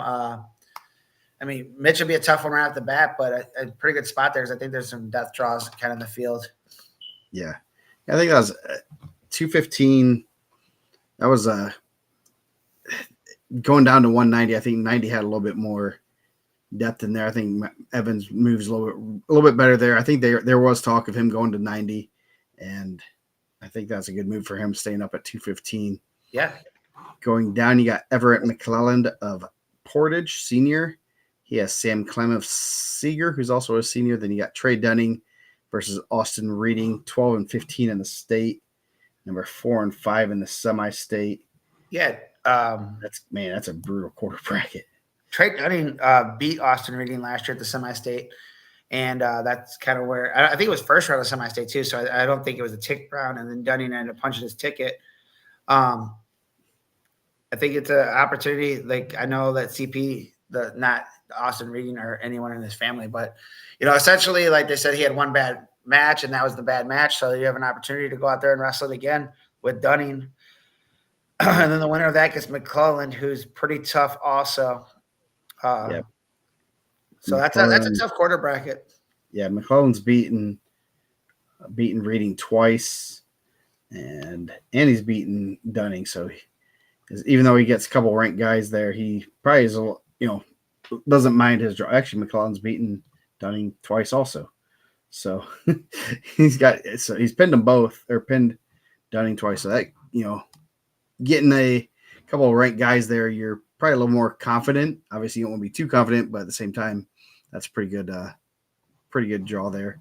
So then bottom quarter bracket, you got Owen Pearson of Benton Central, Max Perez of the Calumet Warriors. That should be a good one. First round, Aiden Abad of Lowell versus number 6 in the state versus number 24, Talon Garner of Winnemac. Yeah, Talon Gardner with a huge win over Dunning, I believe, in the semis over there to get in the finals. Aiden Abad moves really well for 215. He's Al Smith champ. 2 losses. I know one's the Bartosik, maybe both are the Bartosik. I'm not sure. I don't know who he lost to in the semis, if it was Reading or Bartosik. But kind of, good spot for him. He's really tough. I think that would have been a tough draw for anyone. Abad is pretty good. Yep. And then heavyweight, real good weight class, heavyweight in East Chicago. And I know we kind of have had our eyes on that because there could be some bad draws, and there ended up being a couple bad draws.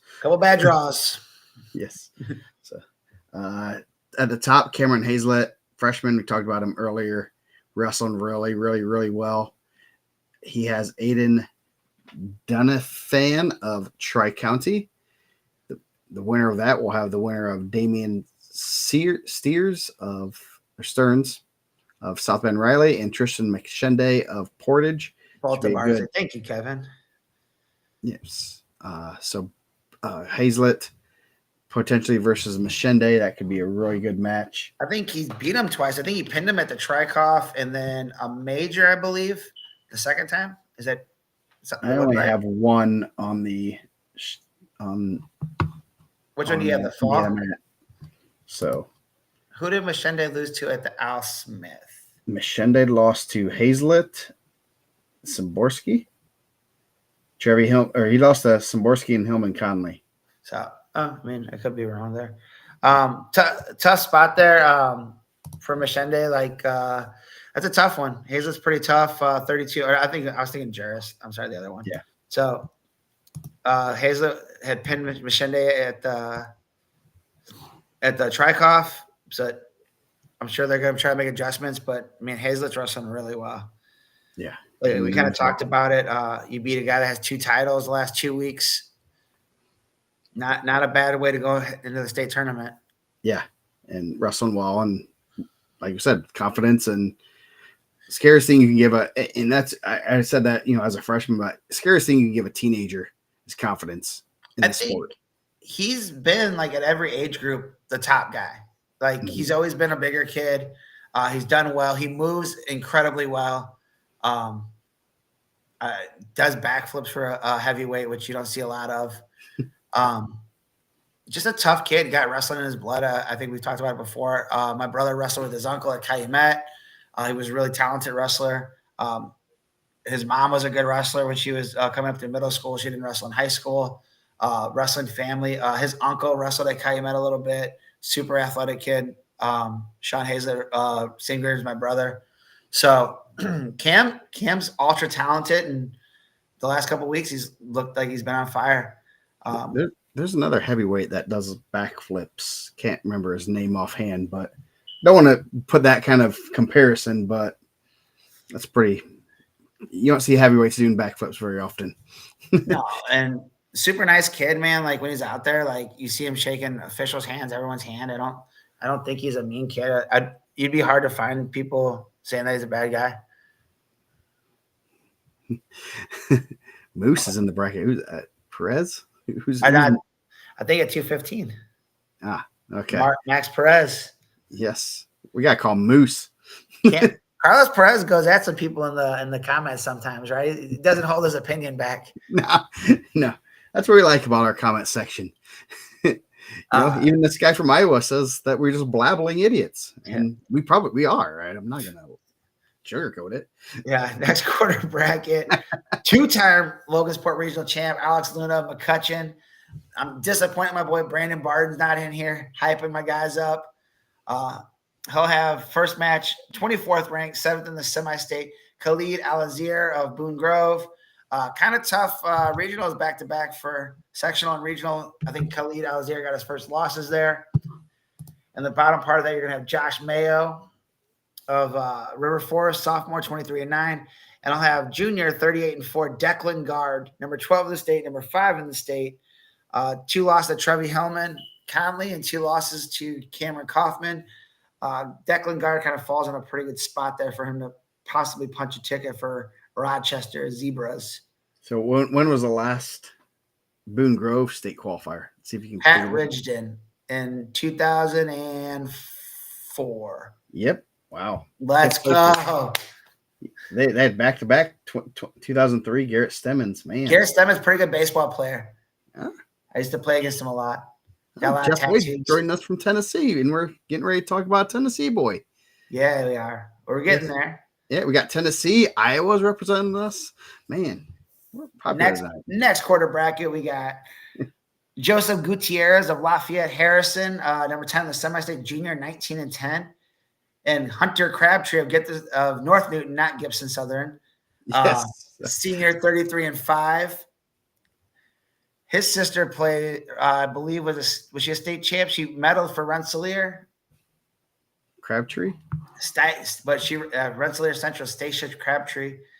So then they'll have that match. They'll have the winner of Mikel Ajer of Penn, senior 12-4, and Luke Juris of Hobart, 28-9, senior 18 in the state, 6 in the semi-state.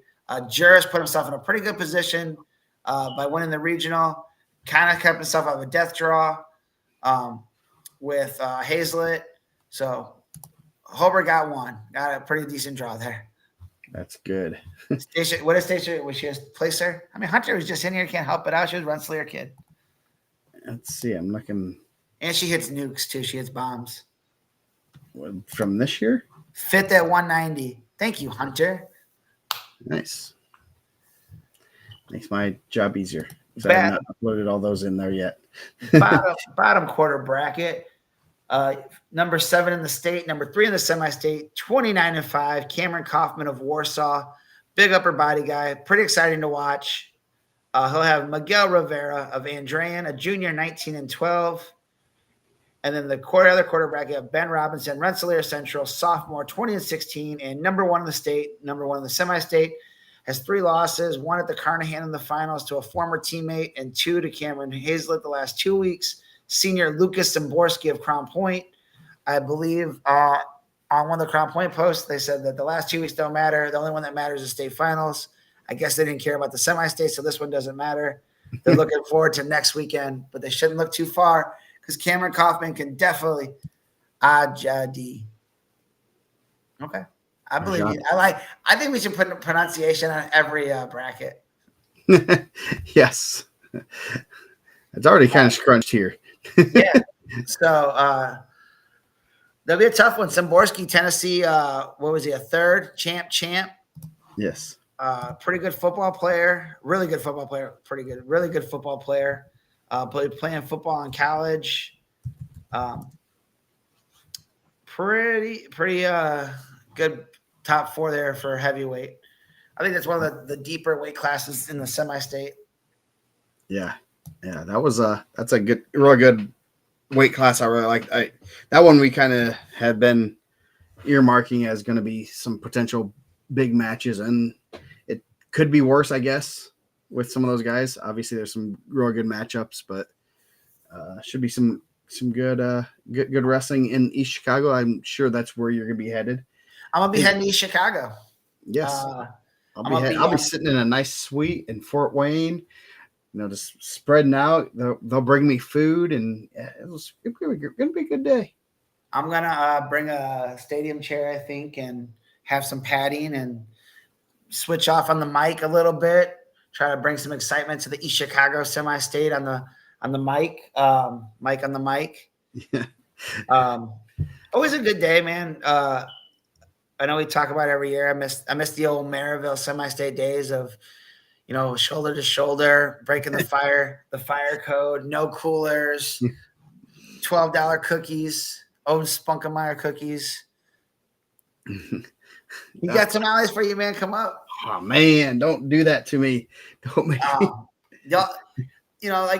East Chicago has some hard spots to see. Always good wrestling, always tough wrestling, always some crazy stuff going on. I feel like they always have good officials there. Always some of the top officials at the East Chicago semi-state. Yeah, should be some good wrestling. Tomorrow we'll be back tomorrow, and we're gonna at least talk about Fort Wayne. Hopefully we'll get Newcastle done too. We'll go a little bit faster. We don't have as much of a pre-show, so but yeah, that's obviously team race wise. Crown Point would really have to just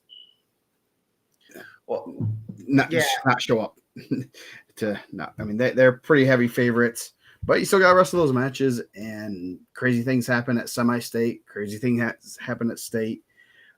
I know we were kind of looking. Crown Point got some pretty solid draws. Even some of the guys that were, lower ranked guys, they got in good positions. You still got to wrestle those matches, and a couple upsets here and there could make things. Lowell's going to be right in the mix. New Prairie, they both have some horses. They can still they pull a couple upsets with some of their other guys, and they're going to be breathing down Crown Point's neck. Yeah, I think, man, it's. I mean, we talked a little bit. I mean, I know we got. I don't know how much time we got. Maybe 15 minutes. Who knows? But middle school state was yesterday, and there was a lot of good results for Crown Point it'll be interesting to see how they fit some of these guys in the lineup going forward. And I know that Lowell's young. Lowell has a lot of freshmen and sophomore in their lineup. It could be interesting in the next couple of years. I think New Prairie, obviously, Hyver to be back. Staples is back. They'll get Harder Road back next year. I think maybe. Yeah. But Skaggs and Scott, and they're doing some stuff over there too. So it'll be interesting to see what happens there. I know they got the Little Salis, I believe, won middle school state at 95. Louis Kinnison won it at 106. AZ Overstreet. So I mean, I don't know, they have some guys that be in those spots. And then obviously we get pushed a little bit into Mount Carmel. So I think Koselke had a pretty good day, and I think he's going to end up at Mount Carmel. So, Yeah, we can go over. I don't know. We'll find time to go over some middle school state results. Always a good tournament, and always a great look at that. It's on USA Bracketing. So yes, go to USA Bracketing. You can find the results there. I wish USA Bracketing had just a straight finals pull down. I don't know if they have that, just results. I kind of like the USA Bracketing system where you can click on a bunch of people and see. You have to go to reports for the straight. Go to reports and final placements. Is that what you were wondering? There we go, man. Look at you teaching. I'm getting better at it. I'm getting real good at it. Following some of the girls' stuff, and it's growing. It's just like track wrestling. It's made by the same person, so it just modernized front end. I think a lot of the back end's probably pretty much the same. So you got to go in there and go to final. So final placement, individual reports, final placements, and that'll bring all your. The only thing that's semi-annoying, if you have my wrestlers, make sure that's not clicked on yes. I did have that clicked on.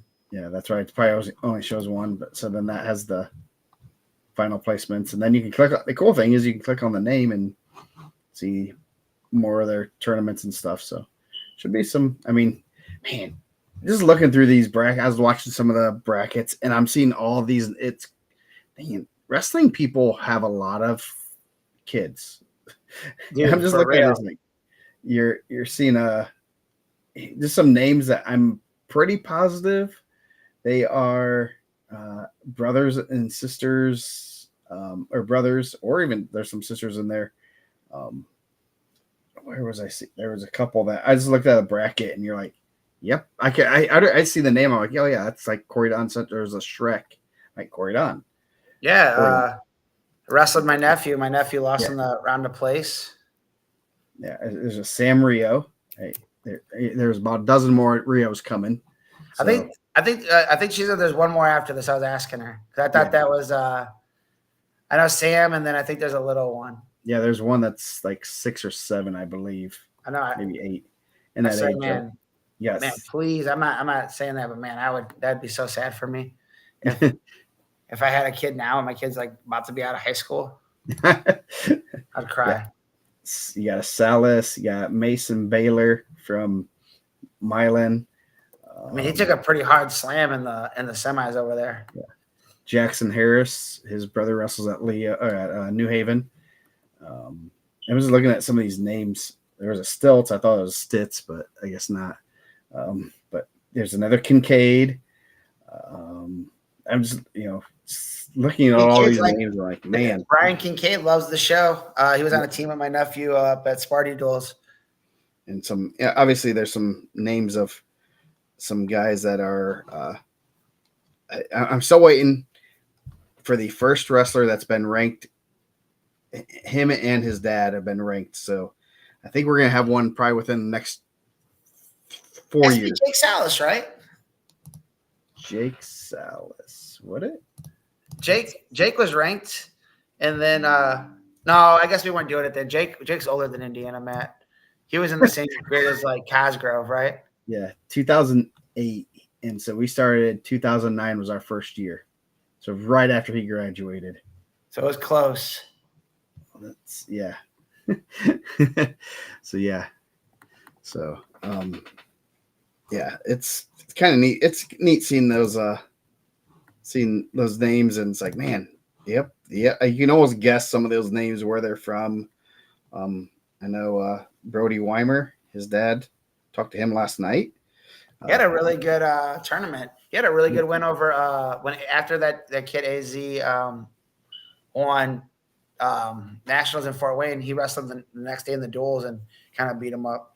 yeah, so it's kind of neat seeing just looking at these names, and yep, that's a there's another Cameron Cooper. I assume that's another Cooper's son. So I still can't man, get in there. so interesting. Check those out. Oh, there's another Tante coming. Cheesy pizza. Lincoln Henchman, he's really good. He's really good, and he's like legitimately an eighth grader. So I don't know if he's gonna stay back a year or what, but he's gonna be a guy that's gonna be a problem. I think the kid from Sullivan, McGammon. yeah, Spencer McCam is gonna be that dude's good. He's gonna be a problem. Yeah, Like he's he's gonna had come a in lot next of year. good national success. That'll be interesting. I hate to say it, but it'll be interesting if he stays at Sullivan. Obviously, he's had a lot of success where he's at, but at the same time, that's the world we live in. He's had national success. Why not go to those schools that are gonna get you on that stage? So Yeah, I mean, obviously his dad's a Sullivan guy, yeah, possibly one of the best guys to never qualify. yeah, Um, and his kid's really good. I was watching. Obviously, that was the weight class my nephew was in, so I was kind of watching some of those, and just going back, it was like, wow, he moves really well. He's tough. He's gonna be right in the mix as soon as he comes in. yeah. I don't like that everyone's contenders. Myra Coughlin, Region. I want to know whether like going to school, at least projected to go to school at this point. But Yeah, I think that's like the. I actually made a funny comment on. I mean, I thought it was funny. Maybe not everyone else. I said that we should start putting out high school hats and asking them where they're going to go to high school at. yeah, yes, that's especially when they're a lot of them are from areas where it's easy to like in the region. It's not hard to go to a different school because everything's on top of each other. Around Well, here, it's a little it's not hard to go to a different state, man. yeah, It's yeah, tough. yeah, yes. Especially when Cersis and crew are they're probably at middle school state recruiting. No, I mean, I don't know if they have to like go there and recruit because I mean, a lot of those guys go there to train, right? Yeah, And I get that part of it. Like, it's not lost on me. Like, you want to go train with the person that trains you. Dude, I get it, man. It's tough. yeah. So yeah, I mean, we can go on the recruiting thing, but at the same time, it's not recruiting. It's you're trained with those guys, and I mean, part of it's recruiting. I think yeah, anyone that's saying they're not being recruited, I would debate you. I would debate you to the end there. yeah, I think anyone that's like, yeah, like we just wanted to go be with our friends, and no coach ever talked to you about it. That's weird. yeah, yeah. It's one of those things that people are going to do. It's going to continue to happen. I don't think there's really anything you can do to stop it other than if Nah, your hometown program's good, you're going to stay there. I And mean, I don't know. Like if I think that the perception that you're only going to be a Division 1 wrestler if you go to high school A or high school B, I think that's a misconception. yeah, And I think you look at a guy and be like, well, we want to go wrestle these big tournaments. You look at a team like Purdue Polytech, like Mike Morgan was able to get Silas Foster into the Ironman, yep, you know, and it wasn't like he was a champ. It wasn't the high school state champ coming in. yeah. And obviously, Rossville had Weaver there too and stuff. And Mater Day took Schaefer there. You can get that's a great way to get those. And hey, we even saw it here in Indiana with all the guys that went to Carnahan. Yeah, I heard, We're not and there. I got some blowback for that. Like I was the guy who invented that, and I called Yeah. everyone to ask them to go personally. So waiting on return text for that. Yeah. Cole Wiseman really good for contenders. D'Angelo Chavez, Nick Beauchamp. I think he's a KV kid. Obviously Henry Reason. I mean, the little guys are tougher because I mean I don't know how many of those 85s are going to high school. Elias Faith, I think's younger. I think 95 is kind of that cutoff, right? Salas, Rocco Carlino, I think is going back. Baylor. Salas tough. But you also got Luke Kennison in there too, who's also a Crown Point kid. Hunter Pearson, Carter Gary, Ponce also a Crown Point kid. that So, should be but some. Got some great, good talent coming up, and obviously places like Contenders, the Fort, Mauer Coughlin, Midwest. A lot of those teams, those places are producing some really good talent, and I think it's going to continue. Oh, look, there's Deacon Gibbs. Imagine that, another Gibbs from. So there's a lot of talent coming up through Indiana, which is kind of cool to see. And these guys are going to be all push the guys that are in high school right now in the next couple years. It's pretty neat to see. We've talked about some of the younger freshmen. Got a freshman at heavyweight that's kicking butt, and we also have a 150 pounder that's doing really well, and should be pretty cool to see. So yeah, I think, and that's been a really cool event, man. I think, yeah, I think that's a really cool event. They've done a really good job. I think the first one might have been in 2003 at Newcastle High School. So, yep. So with that, we're gonna get out of here, I believe, and and I we will will. for tomorrow. Yes, we will have it. We'll be back tomorrow, probably 9ish, and we're gonna talk Fort Wayne and hopefully Newcastle, and then take a night off. And Thursday we'll be back with Evansville in the mouth of the South. So thank you guys for joining us, and we'll see you guys